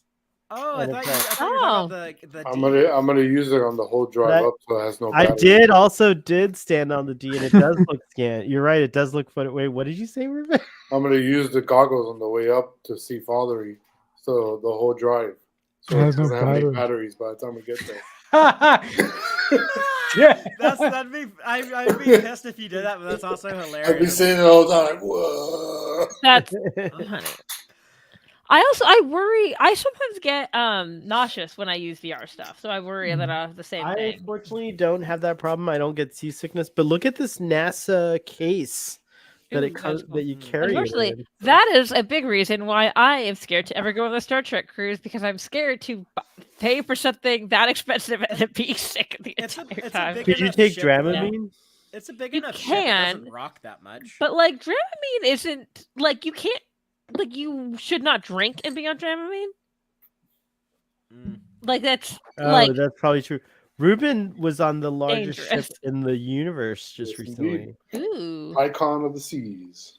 Interesting. And also Dramamine can make you quite drowsy too, which is not great for a con either. Huh. Like Dramamine's not it's not like dangerous, like terribly dangerous, but it's not like the safest drug to be taking regularly all the time. I She think you'd gets be you fine on a fucked ship up, like bro. I think you'd be fine on a ship like the one Ruben went on because it's like 4 times the size. Mhm. Bigger the ship, the the one- less it I know there's Yeah. Well, on the ones they use for the The Trek cruise Star are Trek cruise ships are pretty big. Yeah. the Voyager class. Is that they're actually called like the Voyager. Oh my And gosh. the that's Atlantic brilliant. is that's typically- fantastic. I love that. The Atlantic the- is typically very calm. The one that we're on is called Mariner, I Huh. love that. and it's a Voyager class ship. I feel That's like cool. someone was like, "What ship should we use for the Star Trek cruise? Let's give those nerds a fun time with this." And they're moving one of their Voyager ships. At least one of them is moving to Galveston. Royal Caribbean's moving it to Galveston. So Oh, fun. wouldn't it be cool if they did a Trek cruise out of Galveston? It would be cheaper for me to get there. Yeah, because then we don't have to fly anywhere to go on it. Yeah. Road trip to although a But- road trip to Galveston would still be pretty long. But Galveston, next year- oh Galveston. Do you guys like that song? There's a lot of Texas songs in my head. That's weird. Yeah, there's a lot of we're like the most musical state. Yeah. I mean, Tennessee probably thinks they are, but I think we got it. I think we've had more musicians than probably. So not this Christmas, but last Christmas, my parents live in a town called Butte, Texas, and for a free concert after their like Christmas parade, they had Asleep at the Wheel come and play. And I was like, this is fucking bizarre. What do you mean I don't have to pay to see one of my dad's favorite bands? Asleep at the wheel. Is that like a? It's a country Um, band. yeah, They are country. based out of Austin. They have the song like Miles and Miles of Texas. So it's not like it's not like a new band. It's like a band. No, No, from and they've been okay. around since the '90s at least. Oh, okay. Oh, Like- longer than that. Yeah, like I knew about them in the '90s. And I would Okay. say, by sleeping asleep at the wheel, they mean you see the original front man and then a band of younger people. Okay. So, Okay. I I think got he I said got you. something like he had been making music for 50 years. Mm.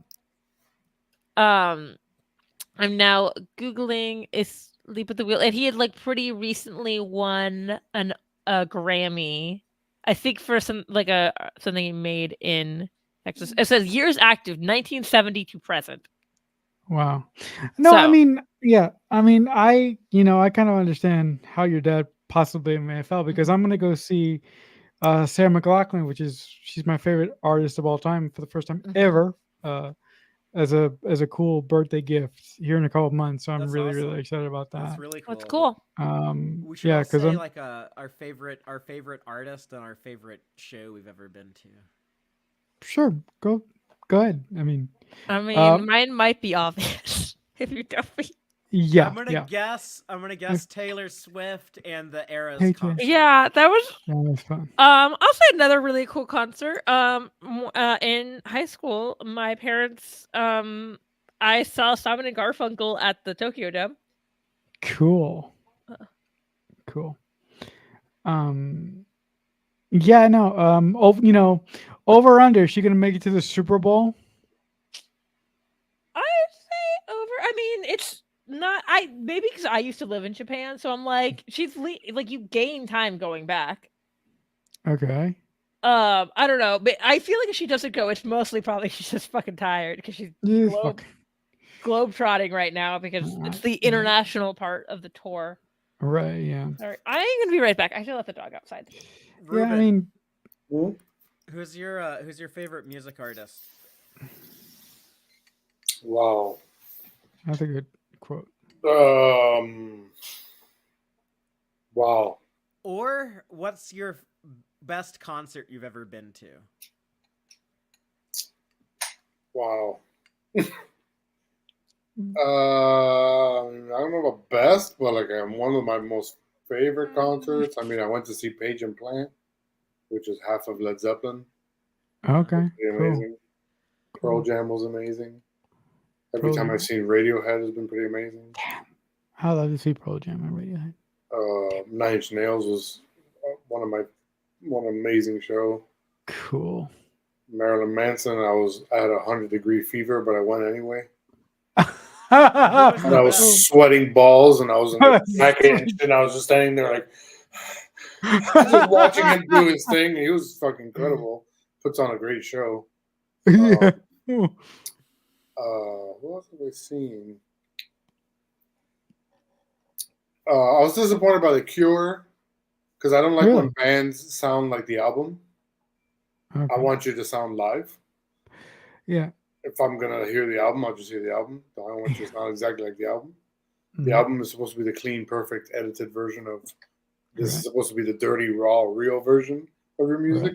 Hmm. So that kind of disappointed me. They sounded like exactly like their albums. Like, I mean, impressively like robots. I've encountered that. Yeah. Elton John was an incredible concert. That old man, I was exhausted by the end of the concert. That's That what dude played for everyone 3 says. hours straight. I mean, I'm telling you, man, he would play a song. He'd play like 3 songs, stop, go, thank you, everybody, go right back, play 3 more songs. Thank you, everybody, go right back, play 3 Did more he do any songs. wardrobe changes? Did he change his outfit or anything?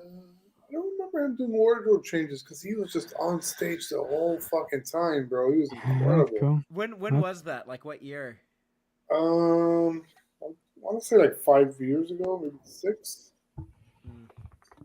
Tony Bennett. I think he used to he would change wardrobe like a couple times, but I think he stopped doing that because probably because I don't know, he's like 70 years old and probably just wants to sing. And Who does that? Elton John, he used Oh, to Oh yeah. John. Mm-hmm. he used to change wardrobe during a Yeah. concert. He'd Yeah. He was an incredible show, man. Just yeah. Everyone I would says, like, that's not a also- good show. nonstop. I would love to see Paul McCartney, and almost everyone else in my family has.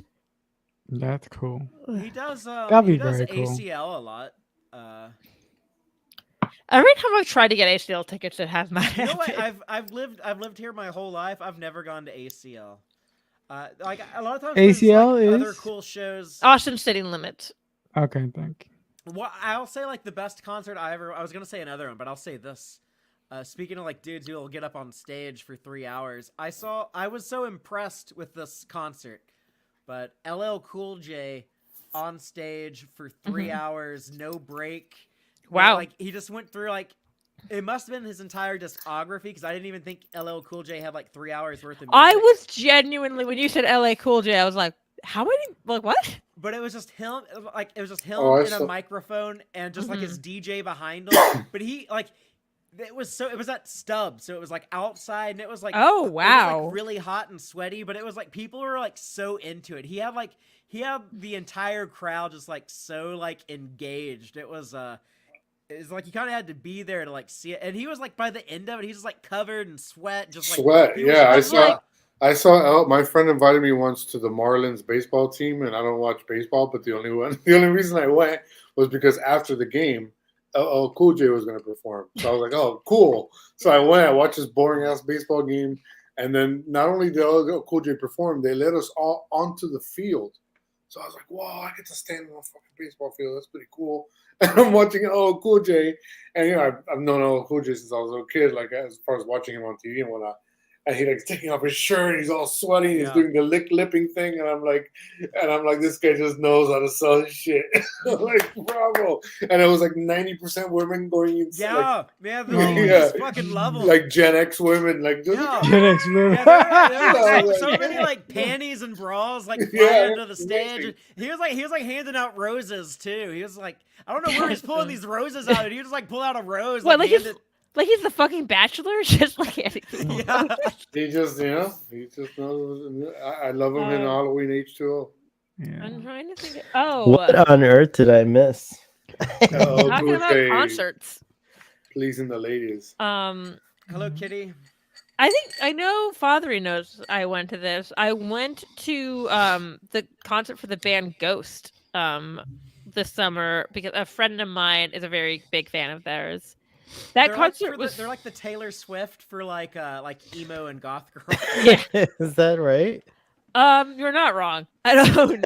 That's funny. I also love it's just, like we both enjoyed both concerts, but it's like my best friend from college, and it's like we're like that epitome of like the like just two very different aesthetics of like The people. Wednesday meme. Yeah, the like, Wednesday Oh, meme. gotcha. I would say we actually do have pretty similar interests. Like we're both nerdy. What's the whole thing with Taylor Swift and 13 and how there's like all these 13s well, her surrounding 13's her? 13's her lucky number. So But like the Super Bowl, like if you add the Taylor numbers, Swift is like- a shape-changing alien that's Yeah. come to destroy I don't humanity. fucking know how she manifests the number 13 around her all the time. it's so Sometimes she amazing. does it on purpose though. Her Yeah, birthday is that's- December 13th. That's why like Ah, that's why 13 is her lucky number. gotcha. late stage capitalism is ruining society and all of our lives, but Mhm. you kind of need a view of systemic issues to understand that. So instead, like a lot of people just kind of grasp onto conspiracy Yeah. theories, like Taylor Swift is gonna like destroy democracy at the Super Bowl. Oh my god, I've seen people being like, it's a conspiracy because both her and her boyfriend are more on the liberal side, and they're like, that's how they're like turning the people. I was like, if they had this much power, they would not need to be doing this. I hope she oh, can Taylor sway- Swift makes Yeah. all the pizza in the United States, and she sprinkles it with mind control powder. Yeah. Oh my She- God. all the I All the pizza. I'm offering my services to Actually, conspiracy Swift- theorists. I have Swift Pizza would be a great idea for a Swift brand. Pizza would be a great fucking name for a pizza chain. I have genuinely seen some very cute things where like fathers are like bonding with their like daughters because the daughters are like watching football for the first time. They're like watching it together, and I think that is very fucking cute. Yep. And I'm glad they're having a bonding moment with their child. But It is very Yeah, cute. Yeah. It's weird that there's like this culture war pushback to be like, Yeah. it's so lame that these people want to watch football now. yeah. Yeah. Okay, Just I because. there's someone that I followed on Twitter for years. Like she's a very big Taylor Swift fan. Like has met her during a past album release, and also is from Kansas City and is genuinely like a Kansas City Chiefs fan. Like and has been for years. And people have been like, "Oh, you're just a bandwagon." It's just like we'll post like an older photo of her being like, "Here's me at a Kansas City Chief games," long before Taylor Swift was showing up there. Yeah. No, I mean, I think that, I think that a lot of people are, a lot of people are just having a problem with the way that, Taylor Swift's whole brand has been sort of co-opted by the NFL. Like, oh my God, watch more, watch more NFL games, and we'll show you random photos of Taylor Swift that have nothing to do with the game that you're watching. I think But they what's do that. annoying. They do that for like any celebrity. Like Marcelo, yeah, watch what a are you talking Lakers about? game. Watch a Lakers game. Yeah. That like, I mean, Jack Nicholson doesn't go to the games anymore because he's so fucking Right. old. But they used to like always cut to Jack Nicholson. Yeah. Like I see this all the time living in Austin because I watch like University of Texas. Right. Oh, right. anytime Well, McConaughey's no, I mean, there. even, Matthew McConaughey. You don't even have Like- to go that far. The Dallas Mavericks, they showed Mark Cuban every 2 seconds. Yeah. Right. He's the owner of the team, but he's I- also like a As for celebrity. me in Texas, anytime McConaughey is there, it's so much McConaughey. If I see Matthew McConaughey, the first thing I think of is University of Texas football. Like that's like they're that connected now. I mean, fuck, he was teaching a class at UT. Spike Lee at the New York Knicks. Yeah. Exactly. And the problem is, okay, the thing is, I see no one blame those male celebrities for that, but I see people blaming Taylor Swift. It's like she's just sitting there. She does not control the cameras at the NFL game. But my problem is with the NFL. It's not with Taylor Swift. That's I just like fine. the NFL. No, and then there was like, I genuinely during one of the playoff games, I don't remember which, like it cut to her again, and she actually mouths like, "Please leave me alone" or something like that. To be like, I was like, she's like, people are getting annoyed with me, and I'm just hanging out in this box. They're like the most. It's like the most like normal mainstream like least thing to be offended. It's this like perfect, cute little blonde girl who grew up on a Christmas tree farm, and she's got her boyfriend is like this really great athlete jock dude. And so she's going to his games. Yeah, she goes to his games. It's like the most like basic, normal, mainstream American thing ever. Yeah, and they're both white. It's like the perfect Americana story. I will. Like the least thing to be. That's the least it's thing like to be prom disturbed king or and queen. concerned with. Yeah. I also was like, because I've seen people be like, "Oh, she like did she? There's no way she knows anything about football." She's famously actually been like an Eagles fan like all of her life. So I was like, so clearly she was watching Eagles games. She's from like Pennsylvania, so so then I was like, but clearly she knew about football. Like, no, there's a lyric in one of the songs about an Eagles shirt on the back of a door, and someone was like, "The band or the football team?" And she's like, "I love the band. I am from Pennsylvania. It was the team." That's probably why she's having an affair with Jason Kelsey, who plays for the Eagles. No, I love you more. You play for the better team. You think the Eagles are the better team? Terrible. No. Oh, I think it was a joke about her being a fan of that. No. But no, the Eagles, the Kansas City Chiefs are the second best team in the NFL. Yeah, pretty much. And they're gonna get. I don't have any actual opinion on which team is better. I'm a 49ers fan, a lifelong 49ers fan. I'm not. I'm a little biased.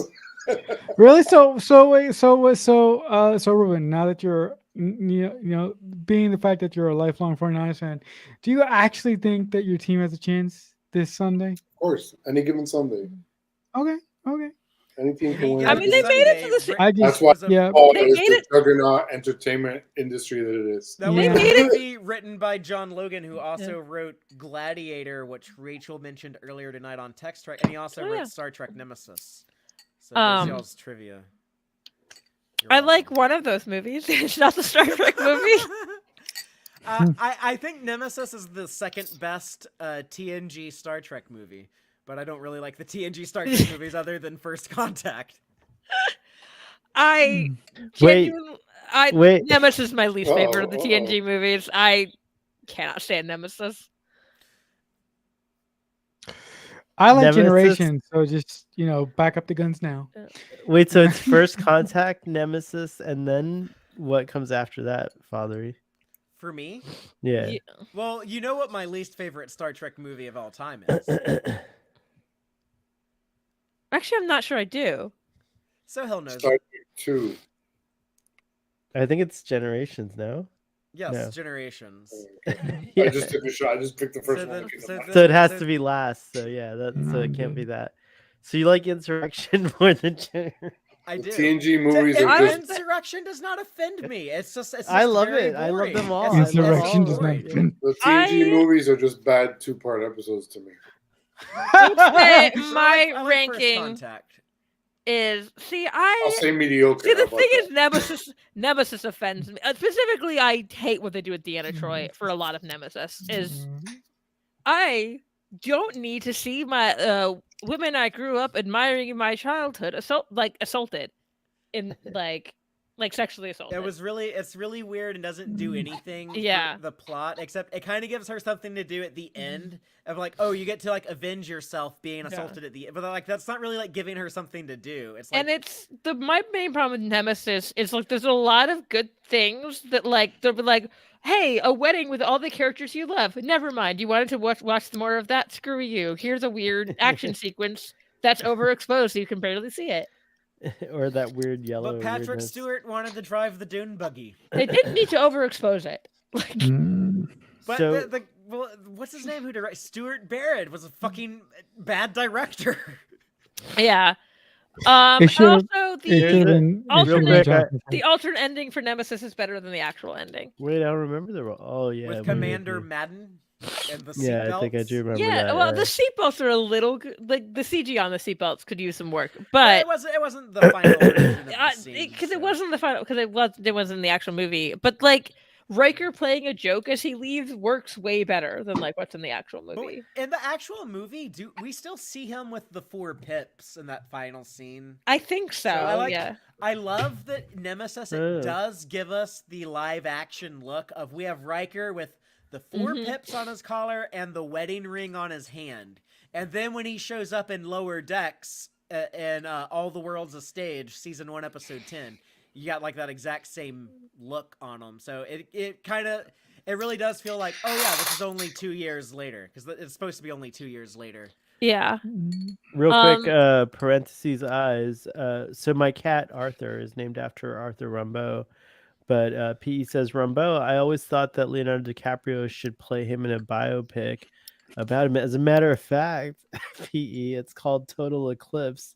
It's great. Go check it out. Leonardo DiCaprio does play the poet Arthur Rimbaud. Damn, PE. In that movie, Yeah, That's- like hit the nail on the head and didn't even know it was already a thing.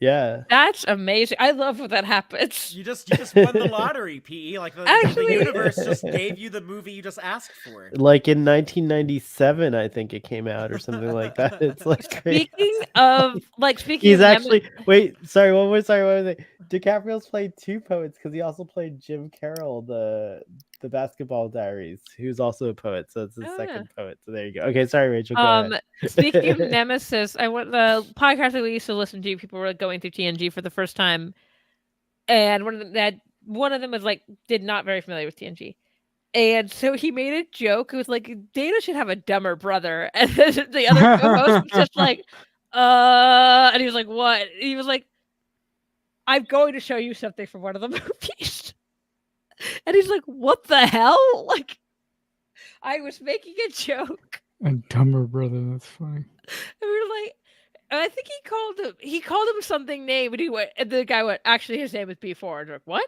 And it was like, he exists. Son of a- Hmm. Although you saying like, oh, someone should play someone in a biopic, my mom one day has always said that she wants Kelsey Grammer to play Bob Hope in a movie. Oh my gosh, he could do that. Yeah, think he she's- totally do it. He could. could totally pull it off. What? That's Yeah. crazy. I didn't think about that. I That's haven't nuts. seen the movie because I don't know if I want to watch the story about the material it covers, but it like I did say like when the Joe Paterno stuff went down, Mhm. I was like, man, if they ever do a movie about him, they should get Al Pacino to play him. And then that happened. And then Yeah. I was like, oh, I don't know if I want to watch a movie Poor about thing. that. Sorry, I keep disappearing. I have to blow my nose, and I don't like to Crap. do it while I'm Oh, that's fair. on the camera. Are you also What- dealing with seasonal allergies? No, maybe, have but I definitely have a cold, and Oh. then I also have strep throat. But I'm on antibiotics 2 days so far, so Um, I should be I would good. say it was a good thing I was on text trick this week and not last week because I had pretty much no fucking voice last week. Oh wow. What'd you do? Did it just happen like that, or did you like Oh, seasonal allergies. Allergy seasonal capital of the world, Central And Texas. specifically, we're kind of getting away from it. Hopefully, knock on wood, staying away from it. With cedar season specifically, Okay. and cedar's a fucking bitch. I don't like even on allergy med. Like I will take allergy med, like 24-hour allergy meds, and then I had to start taking Dayquil. Like that's how bad the symptoms were. But Okay. I did for my other podcast. I was like feeling on a Wednesday, and then we had a live stream, and I did it. And by the end of the live stream, my voice was gone. Like it was bad. Oh wow. And I'm a trainer at work, so my job involves a lot of talking. So I didn't really get a great rest to my voice till it was like the weekend. Did you say you were a trader at work? Yep, I train. I'm the person who like trains new people. Oh, okay. I thought you said a trader, and I'm like, wait a minute. Okay. Actually, I'm on the TV show The Traders, and I'm really bad at keeping secrets. So Okay. Yeah. Okay. I've never watched that show. I think it's like Mafia, right? Like that kind of game. I believe so. I'm not. Yeah. I'm not too sure. I don't watch a Well, lot of I modern. just realized how long Marcelo's hair's gotten. Yeah. Whoa. Yeah, Your I'm impressed. Marcelo looks good. You could play like Your hair might be longer than mine now.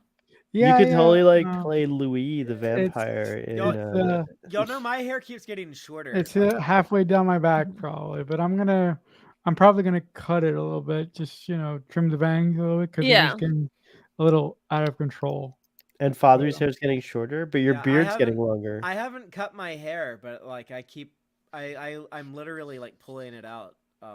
Like not on purpose, but I get like stressed out and I rub the back of my head and like my hair is like all falling out from Oh it. shit. Okay. So my hair had gotten very long before I cut it, and then I go drastic, like gone. Yeah. Crap. Oh, that is definitely shorter. My hair left me a long time ago. Like I didn't Yeah. cut any of this. It's just like naturally this thin now. Okay. Father, you gotta stop stress pulling or whatever. I What do you don't hear get- whatever you said. Yeah. So what do you get stressed out about? I wonder. Life? I said, Father, you gotta stop stress pulling, and then Marcelo wants to know what you're stressed out about. What do you get stressed out about? Oh, just Life. Stuff. just life in Yeah. general. I Okay. need to know. stuff. I need Netflix to tell me when Prodigy season 2 is dropping, so I can plan my life around Yeah. my podcast.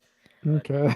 I That's also a good need idea. them. I need them to tell how they're dropping it because I'm like, how would a first reaction stream does that work? Yeah, I don't know They're gonna- how that, but I think it's a very likely possibility. Brace yourselves. It's You're gonna be gonna do it binge all at once. model. Yeah. But I think it's a very real possibility that it will be like a 10 episode drop, and also it's going to be during the Discovery run. Window. Yeah. What? Yeah.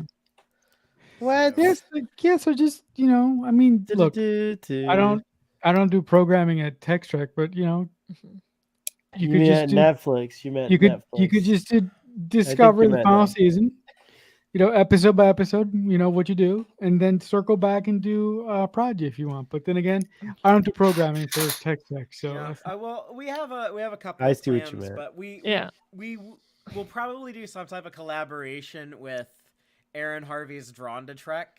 hmm okay. So, but we'll have to like work that in with whatever we're doing weekly with Discovery. So, Awesome. but it's like we have two possible plans that I've talked about with Aaron and Dave, but I don't know, but Rachel, like with the first reactions, like I don't know what would be, Maybe like, a a first good way to reaction. do Maybe that. let's do the one time I was like, I'm just gonna take the day off work and let's watch Star Trek Prodigy while I'm like in my Star Trek onesie. Binge mode, Star Trek Yeah. Prodigy. That's what I say. But we will cover it. We will Yeah. cover it on Text Trek.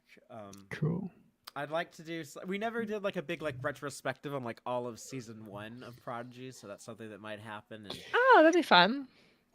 I was really excited about season 1 of Prodigy, but I didn't like where it went. we have guests coming up soon, though. We have Doug Drexler is gonna come talk to Dave and me next week, so that's exciting. Cool. Very cool. If anyone Very, has very any questions for him, let me know. Doug.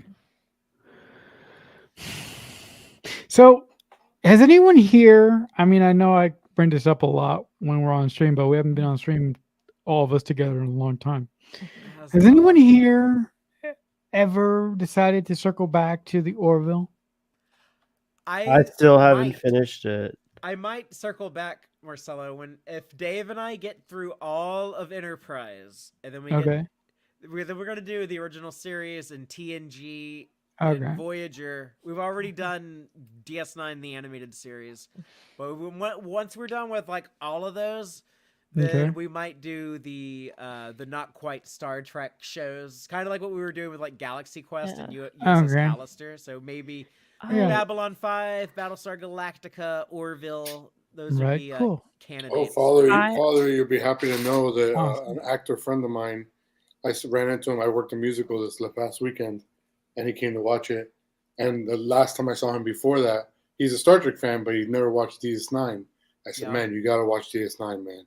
So I gave him this whole spiel for like 5 minutes about DS9. And so when I saw him this past weekend, he goes, dude, I'm in season 3 of Deep Space Nine, bro. Yeah. Holy shit, man. And I'm like, Love yes.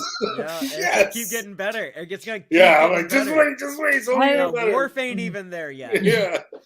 This guy just got I- the Defiant. That blew his mind. He's like, oh, they got the fucking Defiant now. They're gonna go fight the Dominion and the Defiant's like, bro, wait till you see Worf. Wait till you get Worf up in this bitch. Then I you're cooking. God, I keep meaning to circle back to the Orville, and then I watch other things instead. Yeah. No, but I'm a big fan of the Orville, and every time that I'm with you guys, I always like to just I, throw the Orville in there. Do you know tip Like the who cap. else likes the Orville a lot? Is my friend Miss Amy Nelson. I know who's- I have friends Oh, that really, cool. I have friends I that know. really like the Orville. I think Like I think I my know friend Amy. Mary really likes it. It's just that I didn't like love the first 2 episodes, which I've said, and I had like such a weird, not great experience with certain fans of it when it was Yeah. like first coming out. Okay. And then it like people were using the Orville as an excuse to be racist about Discovery, and it like soured me on something that's not actually the show's fault, but like Right. the fans were doing it, and it made me associate those fans with that show. Right. I tried watching it with Antonia, and she really hated it. And then I made it to like episode 6. So that was an episode that Dave told me. Dave was like, "Oh, you should keep watching it, Father. It gets better." And then like I really didn't like episode 6 of it. So it's like they had to go like undercover as like the aliens. They're like big enemies, kind of like they're Klingons or whatever. Like, Oh yeah. lizard-looking Oh yeah. people. The krill. Yeah. The krill, yeah. The krill. And I don't know, it bothered me. I thought they were like goofing off too much. I was like, I can't take these guys serious if they're like going on like this mission. I Yeah. think Clowning the around too problem much. was that I think, from what I understand, is it played it more as a comedy early on, and I Yeah. didn't find it funny enough to like Yeah, no. deal with That's it. what happened to Yeah. me.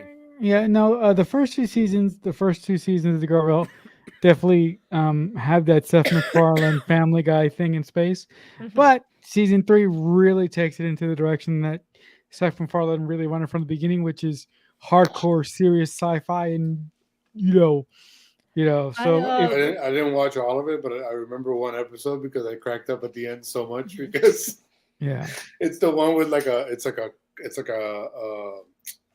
generation ship where like a bunch of people have lived like generations on this ship and they didn't know they were on a ship. yeah. And then That's at the end, they yeah. open like the sunroof of the ship, yeah. allowing the actual sun in for the first time. Yeah. And all I kept thinking is these people have been in an eternal night their entire life.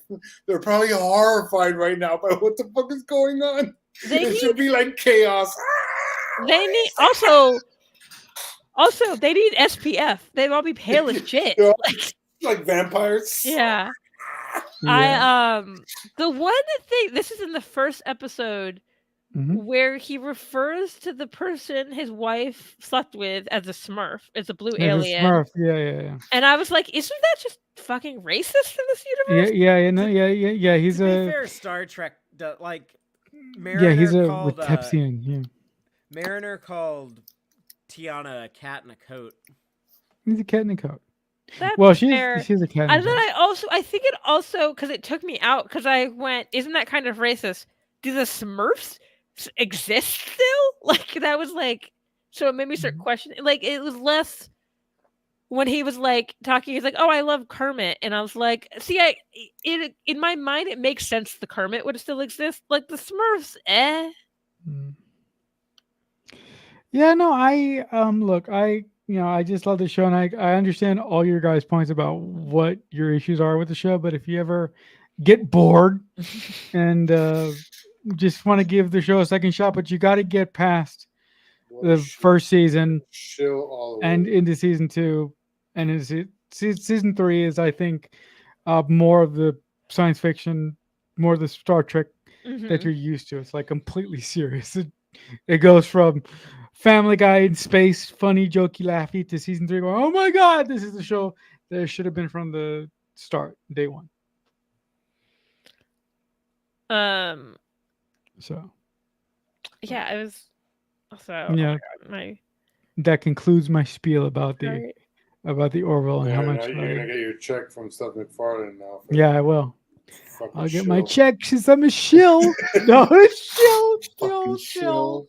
shill. And I was like, because they had some Orville actors at Star Trek Las Vegas, and I was glad everyone was nice to them because I was like, don't be rude to them if you don't watch the Orville. Like, Orville.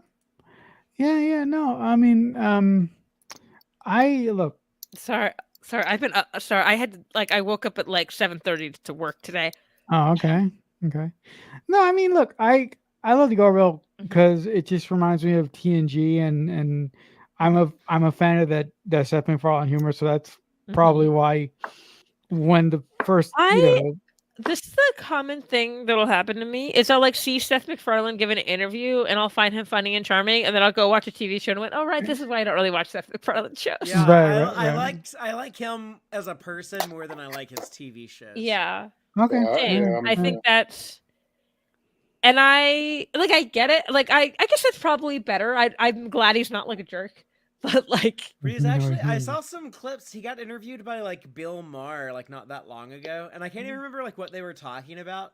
But I don't know, they were like disagreeing about something, and I was like, man, like Seth seems like so much cooler than Bill Maher, and so I don't know, has such like Yeah. a better Yeah. better handle on this. Yeah, the other thing that I really appreciate about Seth MacFarlane, at least with the Orville, the reason why it took so goddamn long to produce all the episodes, he wrote like 85% of the first 2 seasons, and like 95% of the third season with help, of course. And Brendan Braga is a executive producer on the Orville, so. Although I Um, was reading somewhere, aren't they like they're like kind of like that's why it takes so long for seasons to come out because Yeah. it's only Seth MacFarlane working on Yeah, it? yeah. If the Orville comes back, I would like to see him sort of take on the more traditional role of the showrunner and let other writers, because Yeah. Well, they'll make the show quicker that way. But mhm. yeah. I mean, there's a reason TV rooms are set up the way they are because Yes. it takes too long to like. Mhm. I mean, every show. I mean, this with streaming, every show takes like 4 fucking years to come back, Oh fuck that, yeah. and then they come back, and I go, "What the fuck happened last season?" It's like this year we're getting like season 2 to Halo, which was like season 1 was 2 years ago. Forever ago. And I know I and will House say of like, the Dragon is this year. and I will say like, the TV shows that had to like wait to film during like COVID, that's a different thing, and like a different unfortunate. story. Yeah. But like every season of like Stranger Things would come back, I'd be like, I would have to. I was like, they'd be like, no. I was like, no. We need to watch that recap thing. I needed memory. I need to jog my memory on what the fuck happened. Yeah. You know what show has been consistent though and has like 10 episodes to go every year around the same time of year? Lower Decks. Lower Decks. Yeah.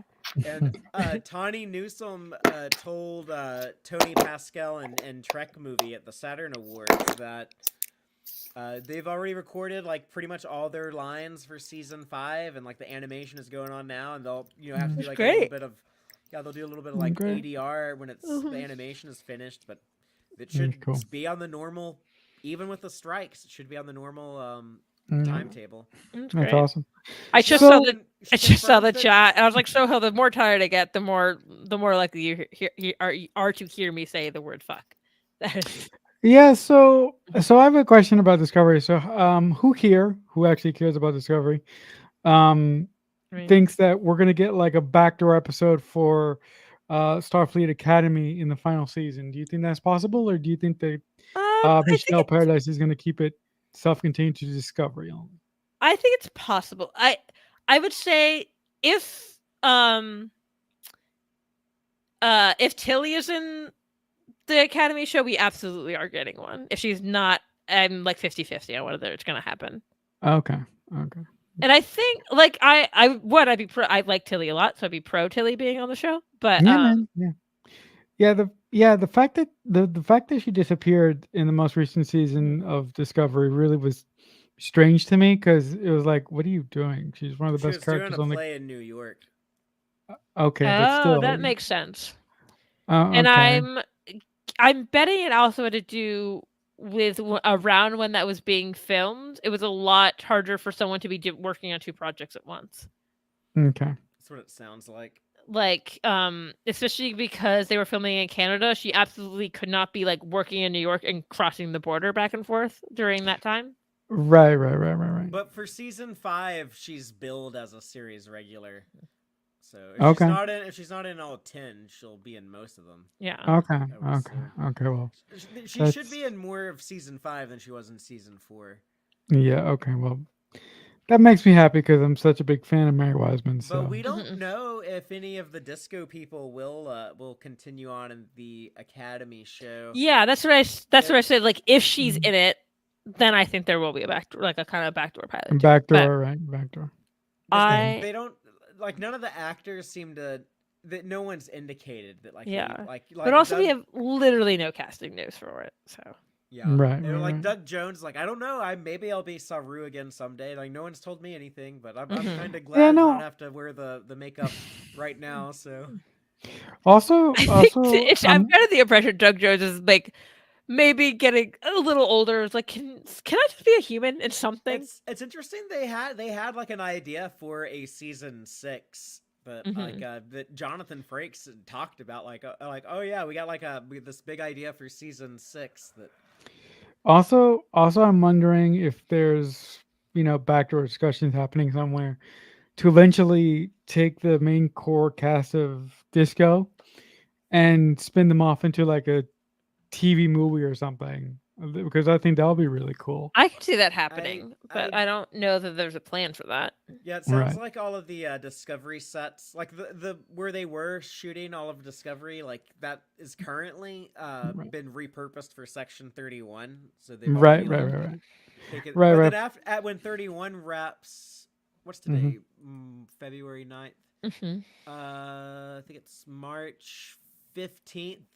They're supposed Right. to be done with Section 31, but then they're going to start pre-production on the Academy Right. there. So No. The main reason why I say that because it will be really nice to see this cast and a lot of the creators get a chance at the big screen and in the way that Mhm. TNG did or the small screen in this case.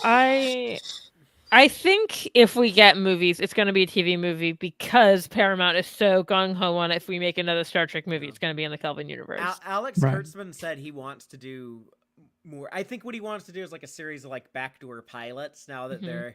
now that Paramount Plus is like tightening their belt and they're not going to be hey we're just going to greenlight every show. So I think Kurtzman is going to be like here's a Section 31 movie. Here's Mhm. something in I the mean, I will 25th say, century. I Here's could Right. see him doing that. I do not think the Section 31 movie will turn. I could see it turning into a series of movies. I do not think it will turn into a series because I think Michelle Yeoh is Michelle too Yeoh Well, busy. without Yes. Michelle Yeoh, it could be a series Yes, without where like she might show up like once a season or something that like I that. could But see.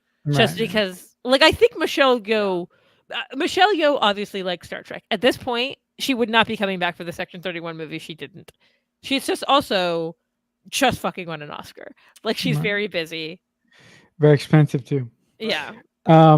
Doug Jones has confirmed that the Academy show will be in the 31st century. Yeah, I Cool. was gonna say I think that is confirmed somewhere. Yeah. Also, if they do a disco movie somewhere down the road, I would really like Alex to direct it, because over the past year or so, Mhm. he's sort of taken on the Berman role.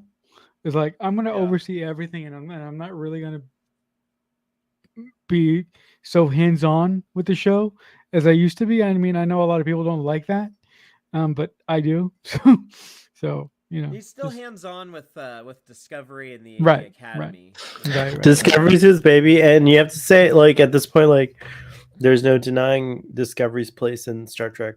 Like, It's not Yeah. his baby Yeah. though. He he adopted it. oh, that's but true. You're Yeah, right. You're it's right. The I'm awesome. sorry. baby That's true. was birthed by Kiva and Brian Fuller. That's right. Yeah. I You're always right. forget that Brian Fuller was like. I know, me Yeah, too. I always that's forget. Brian But Fuller. what he and like his team did for But it was the show, yeah, but the show couldn't have gotten 5 years if it wasn't for, regardless of what you think of the man, Yeah.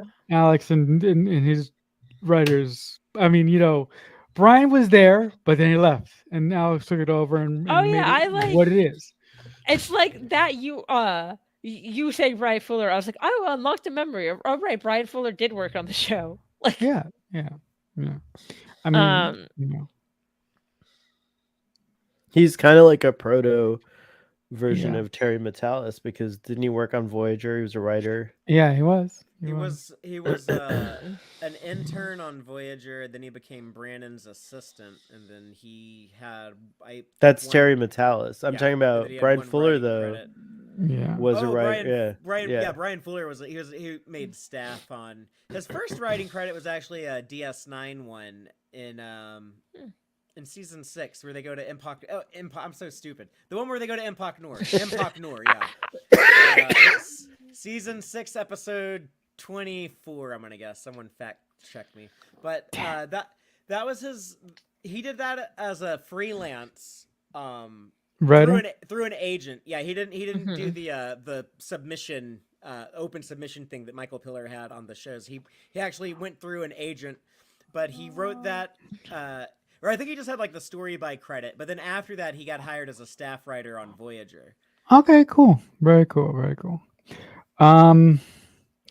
Also, like, do you guys think that maybe by the end of the year they'll finally either tell us, remember the thing that you all of you want that's not happening and we're gonna get something else? And the thing that I'm talking about is Star Trek Legacy, maybe?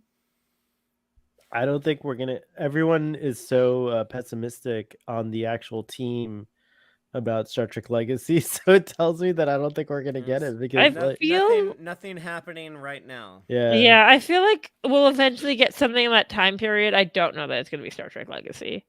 Okay. All right.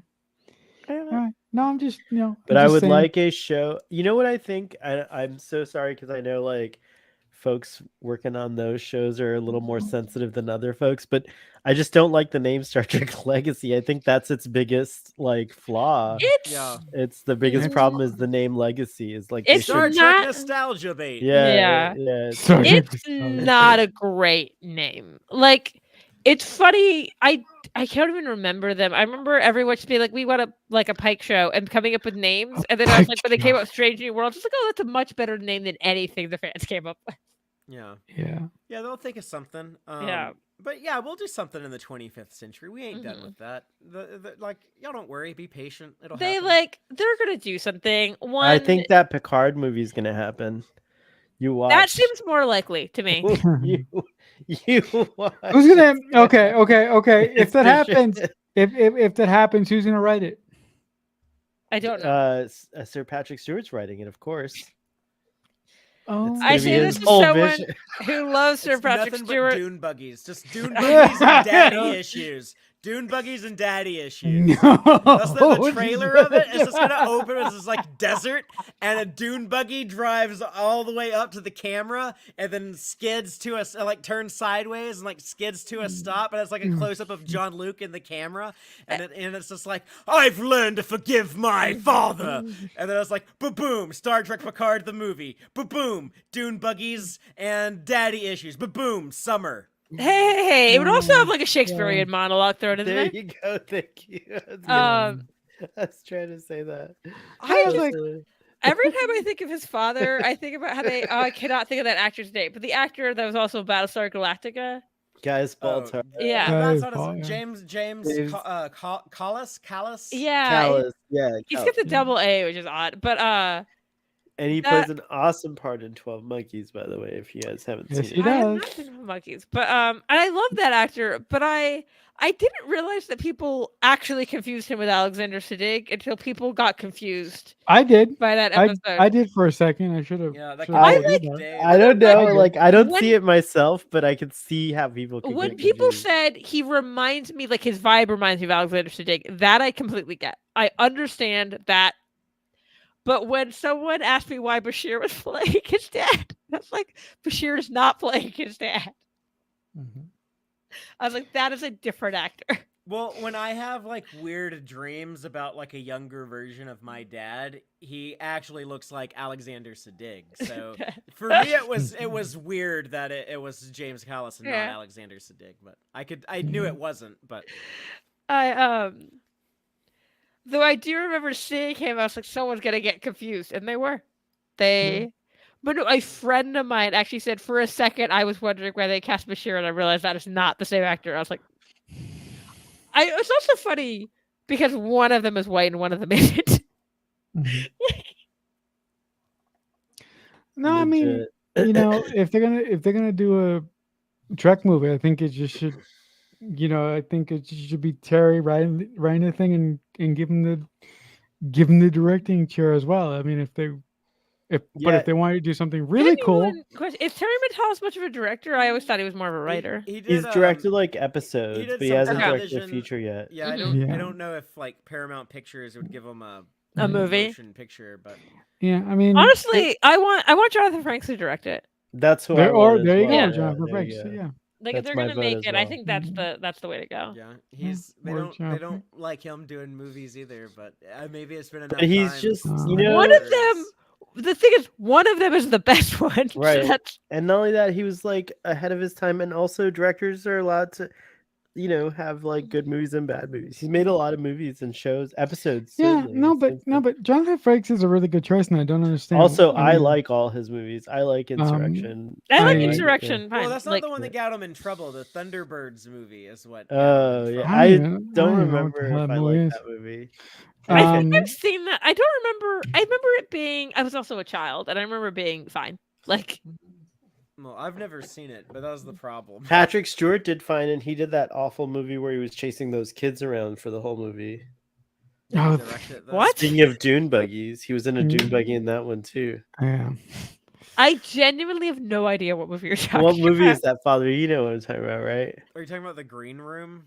No, that's a good movie though. I That is a heard. good movie. Oh, wait, is the Green Room where he's like He's a Nazi. Yeah. I think I would have. Jonathan Frakes directed this movie with Patrick Stewart. Jonathan I wanna- Frakes. Point out, I just listened to his autobiography, and he did not mention whatever movie you're talking about. I don't think he talked about the Green Room either. Hold on, let's see here. I know he pretty much only talks about Star Trek, pretty much, and his like stage works. Oh, he talks about other. He definitely talks about X-Men, and he Oh, talks yeah. about he does talk about stage work a lot. A lot. Let's see. Here. I found the stage work stuff kind of the most interesting because it's more unique than when you're reading like American celebrities, like memoirs. I don't understand how the new IMDb works. Like, why can't I just see his list of performances? Like, why is it a thing? What is there? What I don't even know what new. Like, it won't just show me. Oh, here we go. His You should like just go to acting. Wikipedia. Wikipedia. Wikipedia. Wikipedia. All right, so the movie I'm thinking of is back in the 90s. Hold on, let's see.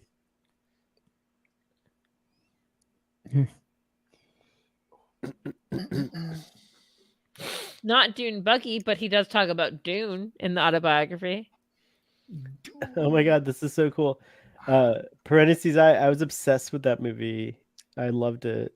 I like Yeah, speaking so about good. Dune, Starfleet Boat looks that up. I went to go see Dune today in an empty theater for the first time in IMAX. I broke my neck, but it was fun.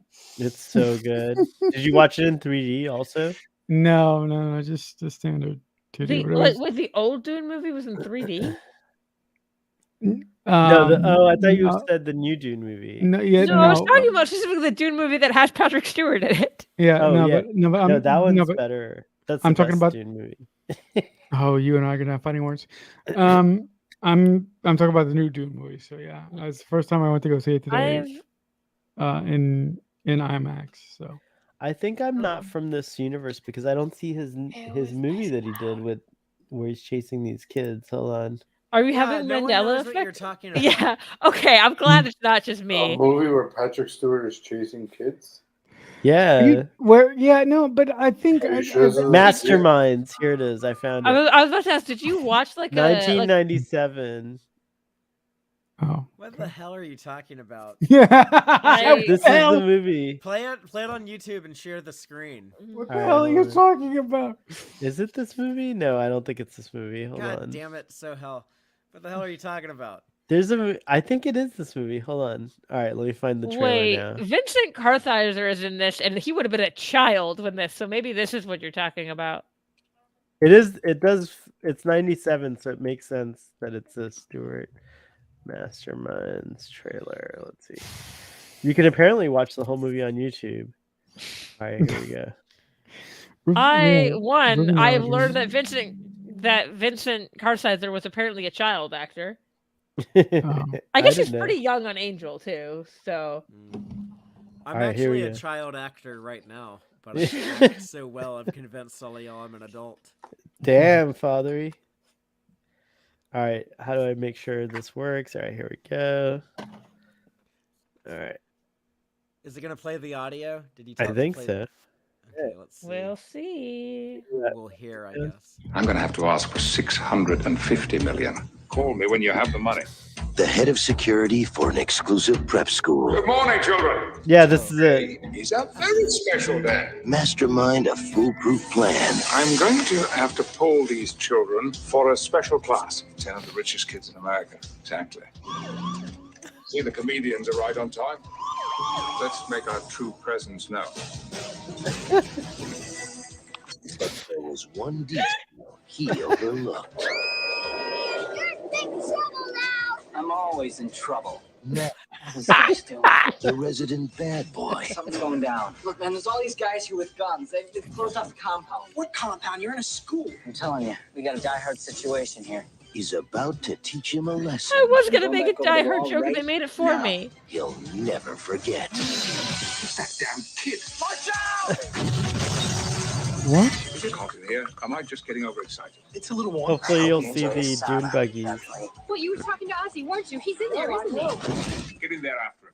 Can't fit in there. Ozzy, is that you? I now know who you are, and I have your sister. Don't worry, I won't fail. So what's your plan? With all due respect, Maloney, you don't want to know. Try to leave the school intact.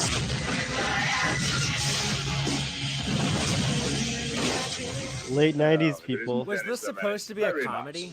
No. It looks like one. The Yeah. only worthy opponent among the bleeding lot.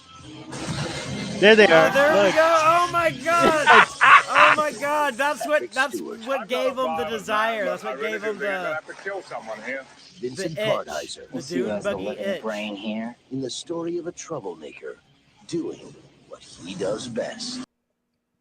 I'm sorry. They Okay. named Vincent Kartheiser in the trailer, but not Patrick Stewart. So that's the Masterminds. I'm sorry, I cut it off before it ended, but That's basically. interesting. That's interesting. I've never seen that movie. This is I have the Wikipedia page for it open, and like you're reading the Wikipedia page for a movie, starring and lists actor's name. Yeah. Apparently Bradley Whitford's in this movie, but it specifically lists Brad Whitford, and I was like, Bradley Whit. Oh my god! Wow. like in the Wikipedia article for this movie, it specifically says Brad Whitford. I was like, I'm sure people call him Brad, but he definitely doesn't professionally go by Brad. That's so Wow. funny. Yeah, no, the Bizarre looking. I think movie. those Dune buggies were like really big back then because I think Jonathan Frakes directed a movie that had Dune buggies in it too.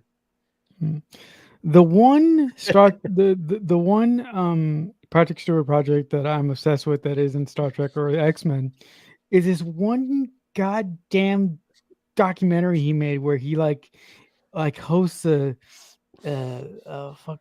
fucking journey through the solar system, and I cannot remember the name of the goddamn.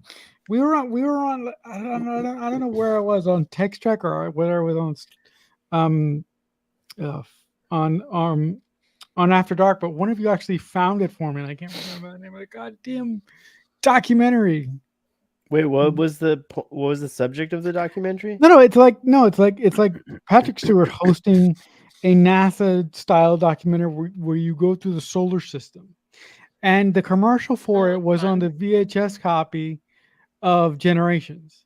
Oh, And it played before the movie started. Okay, hold on. I'm sorry, I wasn't listening. I think I know exactly what you're talking about. Yeah, you know what I'm talking about. Marcelo, please like repeat your question. What was like? Yeah. So the one Star Trek, the one Patrick Stewart project that I'm obsessed with finding that isn't Star Trek related or X-Men related was this sort of documentary style thing From that Here he to did. Eternity. Thank you. That's it. Thank you. That's it. That's the name of the documentary. The documentary where he basically guides the viewer through a trip Out through of the solar system. Yeah, out of the solar system. You go to Beetlejuice, the star, not the Michael Keaton movie, which is getting a sequel this year, which is insane. This is the sequel called Beetlejuice, and there's also a sequel to Twisters, or a sequel to Twister called Twisters coming out this year. Yeah. Here we go. From here to infinity. The orbit. Yeah, thank you. From here to infinity. Series 4. This is it. Yep. Pre-ignition. Prepare for a journey to the outer limits of human understanding. Travel at the speed of imagination itself. Venture into realms of unimagined vastness, cosmic mystery, and stunning natural beauty. Guided by your host, Patrick Stewart. Come with us, then. All aboard the spacecraft of the imagination. It's time to embark on a journey from here to infinity, the ultimate voyage. I thought I was the only person From who your watched starting that. point in the space station orbiting the Earth, you'll engage engines and accelerate into the adventure of a lifetime.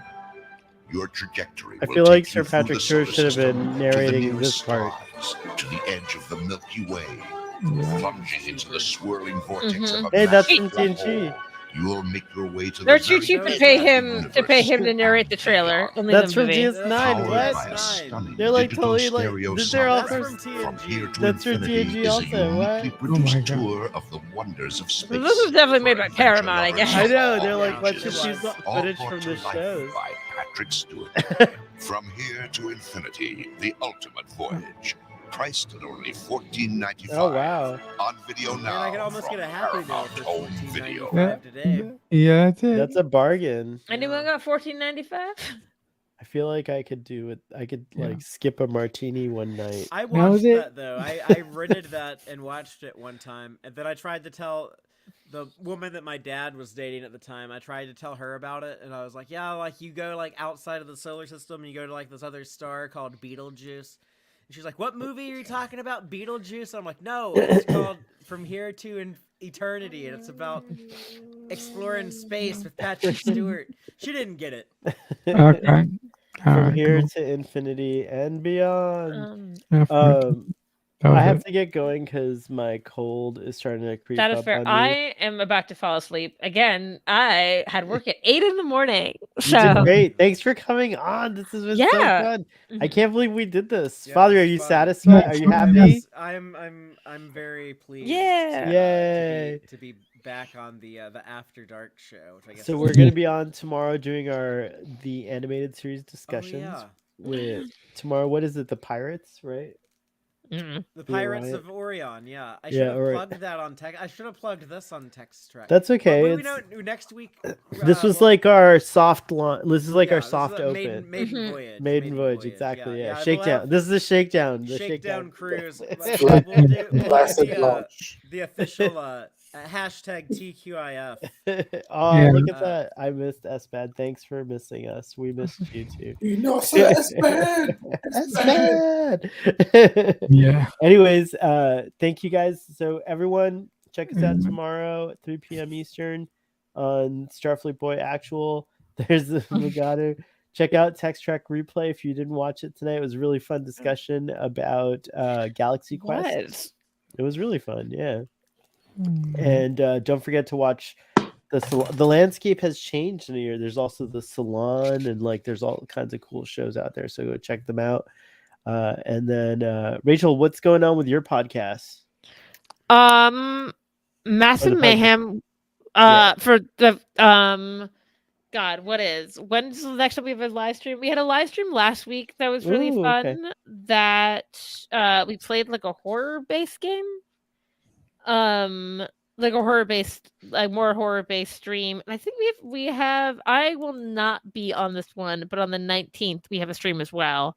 I'll probably be in the comments of that one, but I'm Very cool. playing in it. And then What's we're Masks and recording Mayhem? season Okay. 3. Oh, okay. So Massive Mayhem is the actual play podcast I'm on. Oh, okay, gotcha. Yeah. And we play the game Mutants and Masterminds. And yes, every day we regret choosing an MM based name when we were playing a game with an MM. I live every time I say the name of the podcast, I have to be like, what's the name of the game? What's the name of the podcast? That's pretty funny. And we have a Ko-Fi, and we made Valentine's Day stickers with couples from our show. So ooh. Yeah. And Marcel, what's going on? Are you still the most prolific podcaster I know? Well, I don't know about that, but I do a lot of stuff. But I just have two things I like to promote. First, I like to promote my podcast called the Mixtape Podcast. It's a podcast dedicated to discussing film from a writer's perspective. We have a YouTube channel here. It's youtube.com/the Mixtape Podcast. And the other thing that I'm doing is on Balloon Hit Productions, my personal YouTube channel. I'm rewatching Buffy and my favorite TV show of all time, Dawson's Creek. So come over there, say hi, and subscribe to my podcast. Do those on a regular schedule? Like, is there a regular date? Yeah, pretty much. The Buffy ones usually go up on Fridays. I just did. We just did Teacher's Pet and Angel, and the episode after that. Back to back. That was fun, and I had fun cobbling it together. No, not Teacher's Pet. The Pack. Yes, the Pact. Thank you. We did the Pact and then Angel, and then I had a lot of fun finagling those because that was a heart attack and a half. But I think we talked about Vampire Diaries like 40 but that's what I'm doing, and I still have my personal podcast, the Redwall Podcast, but that is going towards more interview based. I just interviewed the guy that did the Obi-Wan edit. That was really fun. Oh wow! Wow. And yeah, that's pretty much it. So he also said I could announce his new channel, Marcelo Screams. Oh yes, it's just him screaming for 12 hours. For half an hour. Just 12 straight hours of edits of him screaming. Throwing women and men in the brig when they are violating whatever laws they've. Marcelo. Yeah. Marcelo likes to throw like everyone in the brig. I'm afraid he'll throw me in the brig. And Ruben, what have you got going on? I heard you got some scripts being made into theater productions and stuff. Like, I know it's local, but maybe some local folks are watching. I do. I have a play. My short play is being performed February 25th. Well, I have a feature film in pre-production. Very interesting, but I can't really talk much about it. And I have two other things I can't talk about either. That's right. I know. One of them is so exciting is all I gotta say, and I know I can't talk about it either, but it's very exciting. We had a good discussion about AI, which I'm trying to cobble together and edit shorter. It's like too long, I feel like, for the attention spans of today. But maybe I'll just release it as is. I was trying to do it on TikTok, but anyways. You got, by the way, Rachel's on TikTok, and so is Fathery, and yeah. I don't know, Marcelo's on TikTok. I am too. I go on there and you can see what I'm watching. Rachel always likes my stuff. I like it too. I like it. I feel like sometimes TikTok doesn't show you enough, so I find you on purpose. Let the algorithm I know. definitely. Yeah. I mean, the TikTok algorithm is a weird aspect. It's a weird thing. My TikTok algorithm currently is broken in a way where my friends tab is just gone. I don't fucking know where it went. And my friends don't show up on my following feed anymore, but they do show up on my For You feed. No, how Oh, that's weird. interesting. It's only the last week I realized none of my mutuals were coming up in the following feed anymore, even though I obviously follow them. Yeah. Very interesting. TikTok's Uh, so weird. But I don't know. There anyway, was someone I knew who had a glitch for like 2 years, so they just didn't see any of their mutuals at all on This TikTok. is what I get. oh, we don't see anything. That's that Moopsie. Star Trek guy. Then what's that? It looks like the Borg Queen. Looks like a Or the ad. bag queen. So, Fathery, when you have your tabs like at the bottom, let me. God, I got that video earlier. So, Fathery, home, and then it says friends. Mine goes back to Discover, which is what it was like years ago before they had the friends tab. I get a Right. bunch of weird videos, but I won't go into it now. Anyhow, folks, bunch live, of weird videos. live long and prosper, and we'll see you next time. And we're glad to be back. Yeah. Bye. Bye.